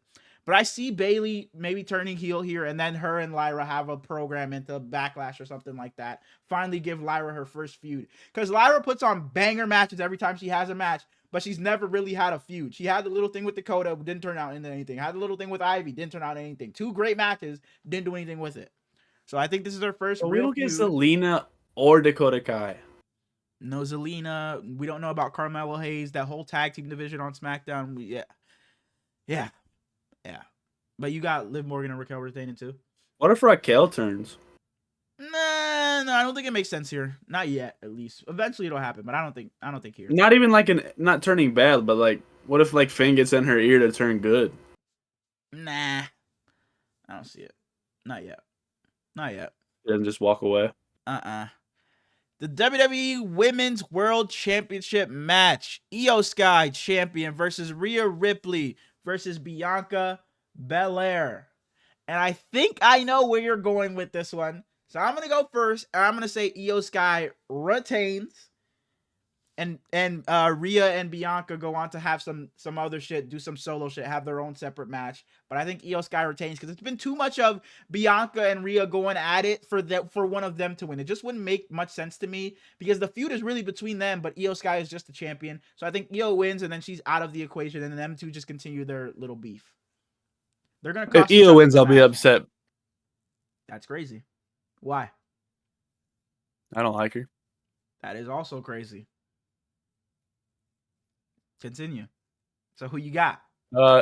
If Rhea wins, I'll be happy, but Bianca is my favorite female Hell in the no. entire company. Now So that I will be fucking livid if Rhea Ripley wins this match. I will be livid, but I just know if she win it, the crowd gonna fucking pop and lose their mind and go Mommy crazy. always end up on like top. They don't care what. She could go in and slap every single one of them, and next week she gonna come out to the craziest pop. But I'd pay her. All right. See, but you got Bianca winning this match. Who would have thought? Who would have thought? Maybe I wouldn't pay her because you see the video of her slapping Buddy. Buddy, yeah. He slapped the fuck out of his ass. The main event of the weekend, WWE Undisputed Champion Cody Rhodes takes on John Cena. Before you even predict, do we see The Rock? Do we see Travis Scott? Do we see something like last year? Do we see Stone Cold in this match? Do we see anything like that? So we see The Rock for sure. The Rock and or not even The Rock. The Rock, or not even Travis. The Rock comes out, but nobody comes out to help Cody this year. You don't think? No, they might, just not the guys you mentioned. I don't think we see Stone Cold. So if somebody did, who would it be this time around? Like a Randy or something? No, it'd have to be a legend. Maybe it is Randy, because then we could get a. No, because we didn't get him last year when he was supposed to be there. So I think if, not saying it is gonna happen, but if it does turn out to be that same like kind of pacing as last year, I think it is Stone Cold. Maybe, I guess. We could, Cena's going against someone for that 16th championship.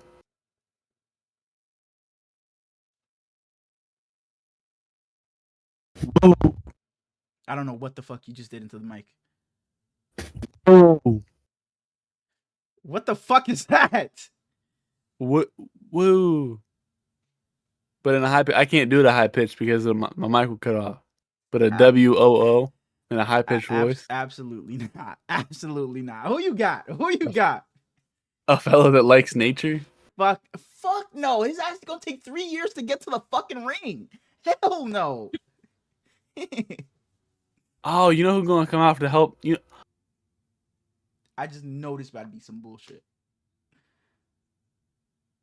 Cena had a storyline where he stole a girlfriend, broke the neck of one of Cody's best friends, pushed him off a hill. Which, by the way, his wife is the current champion, and she's not at Mania. Where the fuck is Chelsea Green in all this? Getting counted out. True. We're getting Zack Ryder. So woo. See, I said woo, but it was the other woo. We're getting the woo. You know it. Who you got? I got Cody, obviously. Really? Yeah, because I want Cody to win. I thought you were gonna take Cena. I also am taking Cody, and I know people are gonna say, "Oh, you turn Cena heel, he has to win. That's what I thought at first, but I think I'm taking Cody here. I think I am taking Cody. I think Cody's gonna win, and I just don't see. I don't think Cena wins it here. I don't know what it is, and it's not that I can't see it happening, but I just think Cody wins it, and I don't know. See, maybe Cena gets it down the line after he turns babyface or something, but I think Cody wins this one. Fair enough. All right. Give me John. Not John. I think maybe, like you said, I think John loses this and then has this like, man, I did all this for nothing. I got to get back to my roots type thing. Yeah. And then maybe he wins against Jay or something because Jay doesn't need to be. No, I think it has to be that belt, whether it's Cody or not. That's champion. Maybe Randy beats him by then or something. Oh no. He cannot lose to fucking Cody and then just go and say, I'm just gonna go beat Jay. Fuck no. But he has to get he's got to get 17, right? Yes. Look, this is the plan. Cena. But I don't want Cody to ever lose it. I feel you, dog. I'm the same way. Like, I don't want Cody to lose it, bro. I really don't. But look, Cody wins at Mania against Cena. Cody goes into SummerSlam as the champion versus Randy Orton. Randy Orton beats Cody or CM Punk or Randy, or beat Cody. Then we run back two of the greatest rivalries of all time, whether it's Cena and Punk or Cena and Randy, on Cena's way out. He gets the title on his last day or whatever, his last PLE. He retires with the title, and then it's vacant, and then they do a tournament to crown a new champion or some shit. That's exactly how it's gonna go. Sure. All right. Except I don't want Cody to ever lose it, so I'm gonna disagree. Like for as long as I can. and that's the thing. I feel you, bro. Like I just don't want Cody to lose. I fucking ride or die for Cody, man. I do not want that man losing it. But hey, it is what it is. It's Big Cody at WrestleMania. Cena, fuck you. We gonna be woeing all over the place, especially when Cody whoops your fucking ass. Fuck you, Cena. And we appreciate you guys. I think that's all we got. I think that. Yeah, for sure. No small talk today. We broke our record. No, we didn't. What are we at? Fucking 3 hours? Bro.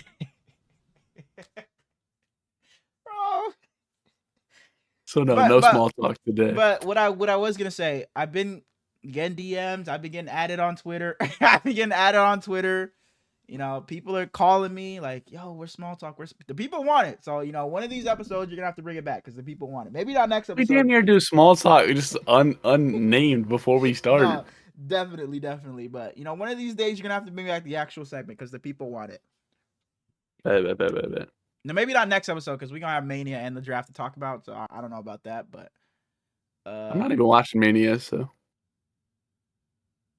All right, we won't be talking about Mania. I hope you guys enjoy. We'll see you guys next episode. Be sure to drop a like, comment, and sub if you haven't already. And yeah, we'll see you next Monday or next Tuesday, hopefully. Peace. Love y'all. 2 hours and 30.